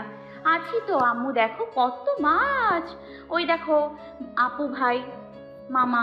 পানিতে সহস্র মাহিদকে দেখিয়ে চুপ করানোর চেষ্টা করে। শেহনাজ সেদিকে চাই না। হাবিবুর রহমান বলে, চুপ করে ভালোভাবেই তো ছিল। সফি ভাই এসে গলা টিপে দিল আর কান্না শুরু। মতিউর রহমান শফিকে চোখ রাঙায়। শফি হাবিবকে। মতিউর রহমান বলে, তোর বদমাইশি যাইব না। একটু আগে বড় বুবুকে কান্দাইলি, এখন ছোট বুবুরে। শফিউর রহমান কাচুমাচু মুখে দাঁড়িয়ে ভাইয়ের বকা গিলে।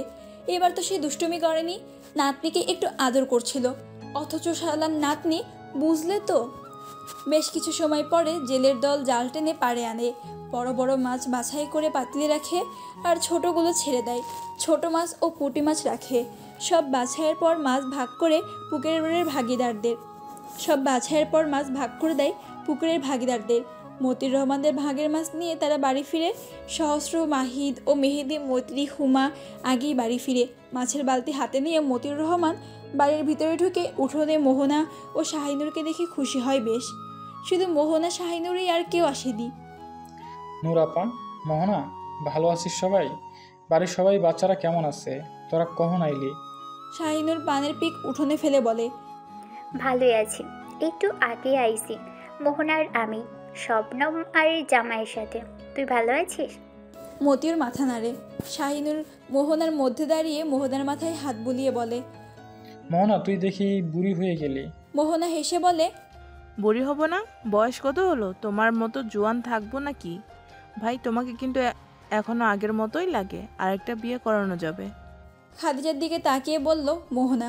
শাহিনুরও সাড়ে জানায়, ঠিক কইছস, মতি দাদা নানা হইল, অথচ এখনো চ্যাংড়া চ্যাংড়াই লাগে, শুধু চুলগুলো পেকে গেছে। বিয়ে করলে সুন্দরী মাইয়াই পাইবে। কি যে বলিস না বউ। মতিউর রহমান হেসে বলে। খাদিজা বেগম আর চোখে তাকিয়ে সব শুনে আর মুখ ফুলিয়ে নেয়। সহস্র খাদিজা বেগমকে দাঁড় করিয়ে কাজ জড়িয়ে বলে, বড় ফুপু, ছোট ফুপু, আমাদের বড় মা কি কম নাকি? এখনো আগুন সুন্দরী। রাস্তাঘাটে বোরকে পরে বেরোলেও ছোট ছোট ছেলেরা লাইন ধরে। বিয়ের কথা বললে এখনই কাজে ধরিয়ে নিয়ে আসবে। খাদিজা সহস্রের বাহু থেকে বেরিয়ে পিঠে একটা চাপড় মারে। সবাই হেসে ওঠে। মতিউর রহমান বলে, আব্বাজান, কার এত সাহস আমার বাড়ির গিন্নিরে লাইন মারে? এখনই ঘাড় আলাদা করে দেব। খাদিজা বেগম এবার ভারী লজ্জা পায়। উঠোন ভর্তি বাচ্চা কাচ্চা, ননদ, ননশ্বাস, দেওর, ছোট যাদের সামনে এই পাগল লোক কী বলে। গোয়াল ঘরের দিকে যেতে নিলে মতিউর রহমান বলে, কোথাও যাইতেছ? মাছের বালতি নাও আর রান্না চড়াও। ফ্রিজে গোস্ত কতটুকু আছে? শাহিনুর দাঁড়িয়ে বলে, মতি, আমরা কি তোর বাড়ি শুধু খেতে আসি? বুক কি বলতেছে এসব? তাহলে এত ব্যস্ত হচ্ছিস কেন? মতিউর রহমান হেসে বোনের দিকে তাকিয়ে বলে, বউ, এটা তোদের বাড়ি, তোরাও এই বাড়ির সদস্য। এখানে থাকিস আর না থাকিস, শ্বশুর বাড়ি মেয়েদের খাওয়া দাওয়া কেমন হয় জানা আছে। সবাইরে খাওয়ানোর পরেই তারা খায়। মাছ রাঁধলে সবাইরে দেওয়ার পর তার পাতে জোটে না, মাংসের শুধু আলু ঝোল। বাচ্চা কাচ্চা হলে তাদের পাতে দিতে দিতেই সব ফুরিয়ে যায়। সারাদিন খাটাখাটুনির পরেও আরাম নেওয়ার সুযোগ নাই। শোন, আল্লাহর রহমতে তোদের ভাইদের অভাব নাই। বাপের বাড়ি আইসা যতদিন থাকবি রানীর হালে থাকবি। শাহিনুর মোহনার চোখ ভরে ওঠে। বিয়ের পর মেয়েরা কিভাবে নিজেকে শ্বশুরবাড়ি মানিয়ে নেয় সেই গল্প শুধু তারাই জানে। মোহনা ভাইকে জড়িয়ে ধরে। শাহিনুর মতিউরের মাথায় হাত বুলিয়ে বলে, তুই একটুও বদলালি না, না বিয়ের পর আর না বাচ্চা কাচ্চা হওয়ার পর। বাবা মা মারা যাওয়ার পর ভাইয়েরা নাকি বদলে যায়। কই, আমাদের মতি তো বদলায়নি। মতিউর রহমান মোহনার মাথায় হাত বুলিয়ে দেয়। হাবিবুর রহমান শাহিনুর পাশে দাঁড়িয়ে মুখ ফুলিয়ে বলে, শাহিনুর ওর কান টেনে বলে, হ্যাঁ গেছিস তো, আগে এইটুকু ছিলি, এখন বুড়া হয়ে গেছস। শফিউর হেসে বলে, আমাকে তো তোমার ভুলেই গেছো বউ।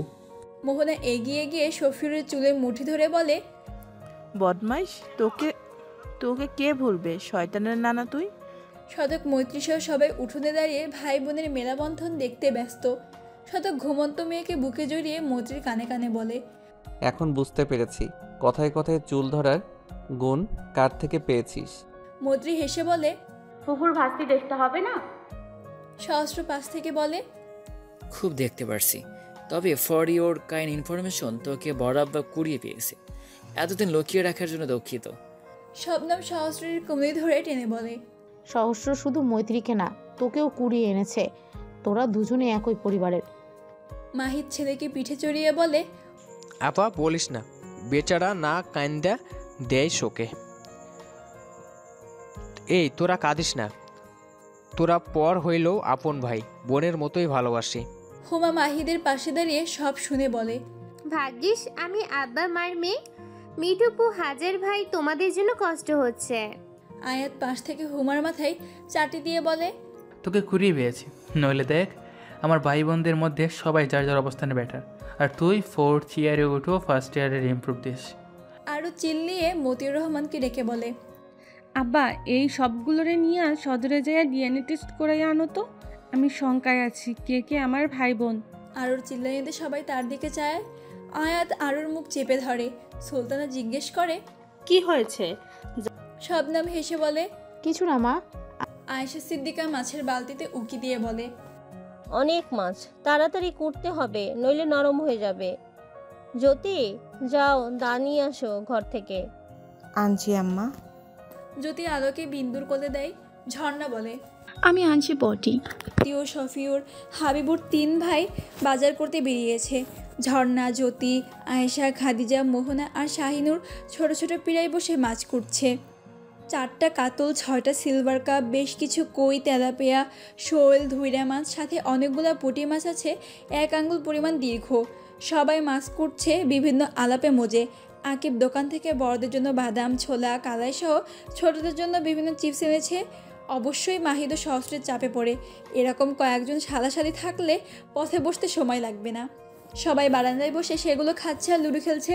আলু ঘুমিয়ে পড়েছে। মেহেদি বাবার ছক্কা জ্বালছে। আকিব, আয়াত ও সহস্র খেলছে। আর বিন্দু বসে খেলা কুতকুত খেলছে। সুলতানা মৈত্রীকে সুলতানা মৈত্রী বাচ্চাকে কোলে নিয়ে বসে শবনমের ফোনে ভিডিও দেখছে। চন্দ্র তার ফোনে ব্যস্ত, সে এবার এইচএসসি পরীক্ষার্থী। হুমা সহস্রের পাশে বসে সহস্র তাকে বলে, বাদামের খোসা ছাড়িয়ে দিত। মৈত্রী ঘাড় ফিরিয়ে বলে, তোমার তোমার হাত নেই, শুধু অন্যকে আড়ন্তি। এই হুমু খবরদার দিবি না, এসেছে হারামজাদা। সুলতানা ও শবনম মৈত্রীর দিকে চায়। মৈত্রী জিভে কামড় দেয়। হুমা বাদামের খোসা ছাড়িয়ে লুকিয়ে সহস্রের হাতে দেয়। সহস্র হেসে মুখে পুড়ে নেয়। আকিব বলে, শালা বাবু, এবার তো বিয়েটা করে ফেলো। বাইক নিয়ে বিয়ে করাতে হবে তোমাদের। আর তুমি কিনা এখনো সিঙ্গেল। চন্দ্র খানিক লজ্জা পেয়ে উঠে যায়। সহস্র বলে, তো কি হয়েছে, মামা ভাগ্নে একসাথে বিয়ে করবো, তাই না চাস মামা? বিন্দু ফট করে বলে ফেলে, মামা ভাইয়ের গার্লফ্রেন্ড আছে কিন্তু। চন্দ্র যাওয়া বাদ দিয়ে ফিরে এসে বিন্দুর পিঠে একটা লাগিয়ে বলে, একদম মিথ্যা বলবি না, মিতা আমার জাস্ট ক্লাসমেট। সুলতানের চোখ ছোট ছোট করে বলে, জাস্ট ফ্রেন্ড থেকে অনেক কিছুই হয় নানা ভাই। কেন, আমি এখনো ছোট, ওইসব বলে চলে যায়। তার যাওয়া দেখে সবাই হেসে ওঠে। শাহনাজ আ করে ওঠে। শবনম হাত। আমাদের নাচ পুরো শতকের ফটোকপি। এই শাহনাজ ঠোঁট উল্টায়। শবনম মৈত্রীর কাছে দিয়ে বলে, এই মেয়ে তো কারো কোলেই যায় না। মেহেদি বাবার কোল থেকে উঠে এসে শাহনাজের গাল টিপে বলে, আমার বউ শুধু কান্না করে, কাঁদুনি বুড়ি একটা। শতক এতক্ষণ চুপ ছিল। মেহেদির কথায় মৈত্রীর কোল থেকে মেয়েকে নিয়ে বলে, আমার মেয়েটা তোর বউ নয়, আরেকবার বললে বাপ বেটাকে খড়ে দিয়ে আসবো, বুঝলি? মাহিদ ছক্কা ঝাঁকিয়ে বলে, ভাই কথাবার্তা সাবধানে বলিস, তোর মেয়ে তো আমার বাড়িতেই আসবে। শতক মেয়েকে নিয়ে আড্ডাখানা থেকে সরে এসে ফুপুদের কাছে আসে। শাহিনুর বলে, এই শবনম। শবনম তড়িঘড়ি করে মোবাইল মৈত্রীর হাতে দিয়ে বলে, বলো ফুপু। বটি আলগা আছে তো মাছকুট, তোর মা তো পারে না, তুই তো পারিস নাকি? শবনম মুখ ছোট বানিয়ে বলে, পারি, কুটছি। বলেই পিড়াই বসে নাক ছিটকিয়ে মাছ হাতে নেয়। সুলতানা চোখ পিটপিট করে মোবাইলে মনোযোগ দেয়। এইসব কাজ তার দ্বারা হবে না। শাহিনুর মৈত্রীকে ডাক দেয়। মৈত্রী ফোন মেজাম্মার হাতে দিয়ে উঠোনে আসে। শাহিনুর মাছের চাকা বাঁধতে বাঁধতে বলে, এরপর দেখছি কাজ ভুইলা যাইতেছস, তোকে নতুন কইরা বলতে হইব? ভুইলা যাইস না, মেয়ের সাথে জ্যোতি ঝর্ণার মতো তুই এ বাড়ির বউ। মৈত্রী মায়ের দিকে তাকিয়ে বলে, মেয়েটা যদি কাঁদে আইসটা হাতে কিভাবে সামলাবো? আয়েশা চোখ ছোট ছোট করে বলে, বৌমা, তোমার মেয়েকে সামলানোর মানুষের অভাব, কামচোর হয়ে যাচ্ছে দিন দিন মিঠু। শতক হেসে মেয়েকে চুমু দিয়ে মৈত্রীর কোলে দিয়ে বলে, ছোট আম্মা থাক, বটি দাও, আমি কুটে দেই। মোহনা সুলতানার দিকে তাকিয়ে বলে, ভাবি তুই ছেলেকে দিয়ে মাছ কাটিয়েছিস? সুলতানা মাথা নেড়ে না বোঝায়। শতক হেসে বলে, ফুপি পারি, আমি ম্যাচে থাকতেই শিখেছি। শবনম ভাইকে খোঁচা মেরে বলে, বইয়ের জন্য দরদ উতলে পড়ছে। নিস্তব্ধ গভীর রাত, অথচ মতিউর রহমানের বাড়িতে হইচই লেগেই আছে। সবাই ড্রয়িং রুমে বসে আড্ডা দিচ্ছে। মৈত্রী মেয়েকে কোলে নিয়ে ঘুম পাড়ানোর চেষ্টা করছে। মতিউর রহমান বোনের পাশে বসে, খাদিজা সহ সবাই নিচে ফ্লোরে বসে মোবাইল পুরাতন পিকচার দেখছে। মতিউর রহমান সবাইকে উদ্দেশ্য করে বললেন, সবার সাথে আমার জরুরি একটা কথা আছে, সবাই শোনো। সবাই সোজা হয়ে বসে তার দিকে চায়। মতিউর রহমান বলেন, ছোট আব্বার বিয়ের বিষয়ে। সবাই সহস্রের দিকে চায়। সহস্র চটজলতি ফ্লোর থেকে উঠে মতিউর রহমানের পাশে বসে মুচকি হেসে দু হাতে মুখ লুকায়। মতি ফিক করে হেসে দেয়। ধীরে ধীরে সবাই যোগ দেয়। হুমায়রা ধীরে ভিড় ঠেলে উঠে মতিউর রহমান পিছনে দাঁড়ালো। কেউ তাকে খেয়াল করে না। শফিউর বলে, ভাই কি কথা, জলদি বলো তো, এই ছেলে আবার লুকিয়ে বিয়ে টিয়ে করেনি তো? বাচ্চাও আছে কি? মোহনা শফিউরের পাশেই বসেছিল। তার পিঠে আস্তে একটা কিল বসিয়ে বলে, তোর সবসময় ফাজলামি, ভাই তুমি বলো। মতিউর রহমান শান্তভাবে বলে, হাবিব সেজো আম্মাও বড় হয়েছে মাশাআল্লাহ। ছোট আব্বার ও মেজো আম্মার 4 হাত এক করতে চাই, তোর কোনো আপত্তি আছে? সবাই অবাক হয়ে তাকিয়ে আছে। কারো মুখ দিয়ে কথাই বেরোচ্ছে না। আয়েশা পাশে মেয়েকে খুঁজে না পেয়ে সামনে তাকিয়ে রেখে মতিউর রহমানের পিছনে মাথা নিচু করে দাঁড়িয়ে। তার মেয়েটা এত বড় হয়ে গেছে। হাবিবুর রহমান একবার সহস্র তো একবার ভাইয়ের দিকে চেয়ে আছে। শফিউর রহমান নিশ্চুপ। সুলতানা বলল, ভাইয়া আপনি এখন এটা বলবেন না যে তারা দুইজন একে অপরকে ভালোবাসে। আমার কখনো নজরে আসেনি কিন্তু। মতিউর রহমান হেসে বলল, সুলতানা, তোমার ছোট ছেলেকে তুমি পুরোপুরি চিনতেই পাওনি। সে যাই হোক, আপত্তি আছে কারো? থাকলেও কিছু করার নাই। হাবিবুর রহমান হেসে বলে, ভাই আপত্তি থাকবে কারণ নিজেদের ছেলে, আর সবচেয়ে বড় কথা মেয়ে আমাদের দূরে পাঠাতে হবে না। শফিউর রহমান বলে, আমারও আপত্তি নেই, ছেলে বিয়ে করলেই। সুলতানাও সায়জানাই সকলেই মেনে নেয়। সদক সহস্রের কাছে এসে বলে, 1 নাম্বারের মিথ্যুক। সহস্র মাথা চুলকে হাসে। তার একটু লজ্জা লাগছে। হুমা ধীরে ধীরে কেটে পড়ে। আয়েশা বলে, ভাই আমার অবজেকশন আছে। এরকম কিপটা ছেলেকে মেয়ে সবাই বানাবো না। বিয়ের প্রস্তাব দিয়েছি খালি মুখে। আরও উঠে এসে সহস্রের সামনে দাঁড়িয়ে কোমরে হাত রেখে ঝগড়ার ভঙ্গিতে বলে, আমারও আছে হাজার ভাই। এতদিন আমারে বউ বউ করে এখন হুমাপুকে বউ বানাবি, সেটা তো হবে না। তার কথায় সবাই হেসে ওঠে। সহস্র আরুর চুল এলোমেলো করে বলে, তুই আমার বড় বউ হয়ে থাকবি, বুঝলি? তাই ছোট আম্মা, আগে তোমার মেয়েকে ঘরে তুলি, যত মিষ্টি চাও খাওয়াবো। আমি বাকিতে বিশ্বাসী নই, বুঝলে? বলেই তড়িঘড়ি করে উঠে দাদির ঘরে চলে যায়। তার পিছু পিছু বড় ভাই বোন গিয়ে সহস্রকে ঘিরে ধরে সব পেটের কথা বের করবে। শবনম বলে, আমরা তোকে বিয়ের কথা বলে বলে পাগল হয়ে গেলাম, আর তুই কি না আমাদের জানালে কি আমরা ভিলেন হতাম নাকি? মাহিদ বলে, শালা বাটপার, আমাদের থেকে লুকাইলি, দেখ তোর বিয়ে কিভাবে পিছাই। সহস্র করুণ চোখে মাহিদের দিকে চাই। আয়াত বলে, ঠিক বলছে ভাই। এই তুই আমার বোনের সাথে ছক করে চালাচ্ছিস, অথচ আমরা টেরি পেলাম না, ভাবা যায়? শতক সহস্রের পাছায় একটা লাথি মেরে বলে, শালা ভাই, কাল বিকেলেও বললাম কোনো পছন্দ টছন্দ আছে নাকি? বলে কি না থাকলে কি আর সিঙ্গেল থাকি? বিয়ে করে বউকে বগলে নিয়ে রোমান্টিক কাপলের মতো ঘুরতাম। এই এখন কি বলবি? সহস্র পড়তে পড়তে বেঁচে যায়। শতকের দিকে তাকিয়ে বলে, তোমরা সবাই যদি চোখ থাকিতে অন্ধ হও তো ভাই কি করতাম? আর একুশ ভাই, তোমার বউ মিঠু কিন্তু সব জানে আদি থেকেই। এখন তোমাদের না বললে আমার কি দোষ? মৈত্রী মেয়েকে কোলে নিয়ে দরজার পাশে দাঁড়িয়ে শুনছিল সব। সহস্রের কথা শুনে চোখ বড় হয় সবার। সবাই তার দিকে চেয়ে আছে। মৈত্রী বোকা হেসে বলে, হাজার ভাই হাজার ভাই হাজার ভাই হাজার খাড়ি টাকা দিয়েছিল মুখটা বন্ধ রাখার জন্য, কিভাবে বলতাম? আকিব বলে, শালি সাহেবা, তুমি তো দেখছি বাড়ি গুসকর। সহস্র প্রথমে ভাব নিলেও সব বলে দেয়। হুমার সাথে তার প্রণয় বেশ সময় ধরেই। হুমার তরফ থেকেই শুরু। সহস্র বুঝতে পারে তার কেয়ার নেয়া। কিছু বললে আগের মতো ঝগড়া বা তর্ক না করে সহস্রকে জিতিয়ে দেওয়া। ভাই বোনের মধ্যে খুনসুটিতে তার প্রাণপ্রিয় বোন মৈত্রীর পক্ষ ছেড়ে তার পক্ষ নেয়া, তার কাছাকাছি থাকার বাহানা, তার সামনে মুচকি মুচকি হাসা, আরও অনেক কিছু। সহস্র বুঝতে পেরে প্রথম কয়েকদিন বেশ মজা নেয়। তারপর সরাসরি হুমাকে বলে, এই ভেবলি তুই আমার পিছু ঘুরঘুর করিস, পারলে লেগেই থাকিস, এটা ওটা দিস। তোর প্রাণের সখী মিঠুপুর সাথেও আমায় নিয়ে তর্ক করিস। তোর ভাবসাব তো ভালো ঠেকছে না। এই প্রেমে টেমে পড়িসনি তো আবার? হুমার মুখ তখন দেখার মতো হয়েছিল। কেঁদেই দিয়েছিল। কয়েকদিন আর সহস্র সামনে পড়েনি। সহস্র প্রাণ খুলে হেসেছিল। আর কতদিন সিঙ্গেল থাকবে? একটা বউ পেলে মন্দ হয় না। তাই ভেবেছিল চাচাতো বোনকেই চাচাতো বউ বানাবে। সে অপেক্ষা করছিল হুমার অনার্সটা শেষ করার। তবে হুমা তো ইমপ্রুভের চক্করে মনে হয় না আরও 2 বছরেও অনার্স কমপ্লিট করতে পারবে। তাই বড় আব্বাকে সব খুলে বলে। মতিউর রহমান প্রথমে গম্ভীর মুখে শুনে বলে, আমি ভেবে দেখব। সহস্র একটু ভয় পেয়েছিল। তবে মতিউর রহমানকে তার চেনা। পরিবারের অন্তঃপ্রাণ সে। ছেলে মেয়েদের প্রাণের চেয়েও বেশি ভালোবাসে। রাতে খাওয়া দাওয়া শেষে মতিউর রহমান সবাইকে জানিয়ে দেয় আজ রাতে সবাই এখানেই থাকবে। গরমের দিন হওয়ায় কোনো অসুবিধা হয় না। ড্রয়িং রুমে ছেলেরা কাঁথা বালিশ নিয়ে শুয়ে পড়ে, মেয়েরা রুমে। মোহনা শাহিনুর মায়ের ঘরে। তবে মৈত্রী নিজের রুম ছাড়ে না। মেয়েটা গরম সহ্য করতে পারে না, বেশি মানুষের ভিড়ে ভয় পায়। আর রাতে কাঁদলে সবার ঘুমে ডিস্টার্ব করবে, তাই সে শতক আর তার মেয়ের জন্য সবাই রুম ছেড়ে দেয়। শতক সবার বিছানা ঠিক করে কয়েল জ্বালিয়ে দেয়।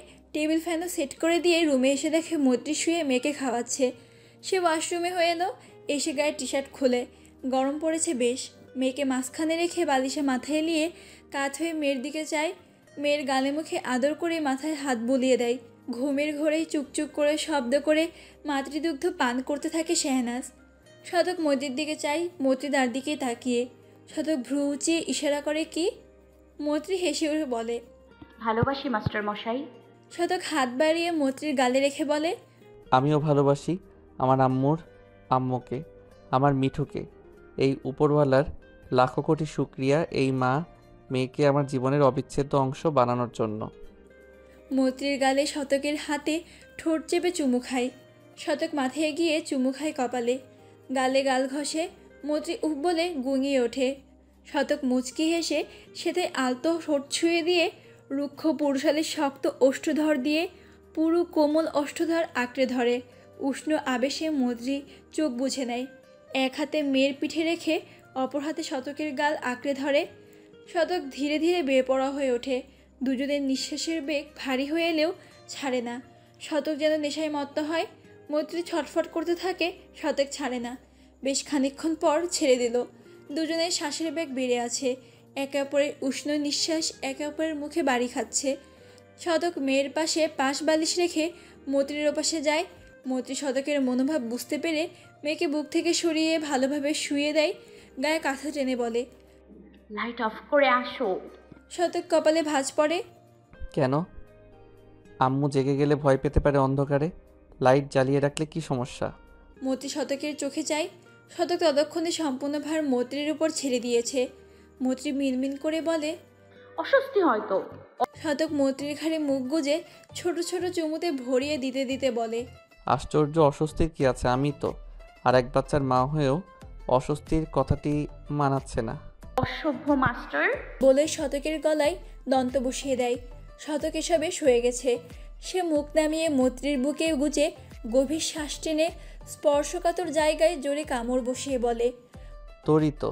মৈত্রী শতকের পিঠ খামছে ধরে। শতক আর সময় ব্যয় করে না। মৈত্রীকে নিয়ে হারিয়ে যায় ভালোবাসার গহীন সমুদ্রে। ছোট্ট শেহনাজ হাঁ করে গভীর ঘুমে আচ্ছন্ন, মুখ দিয়ে লালা গড়িয়ে পড়ছে। অন্ধকার রাতে ঝিঝে পোকার দল ডেকে যাচ্ছে অবিরত। একটা পাখির ডাক ভেসে আসছে মৃদু আজে, ফটিক জল। মাঝে মাঝে শিয়ালের হাঁকও শোনা যায়। শিয়ালের হাঁক শুনে কুকুরের দল ভুগে ওঠে। গরুর বাছুর ভয়ে মা গরুর সাথে সেটে গিয়ে হাম্বা হাম্বা করছে।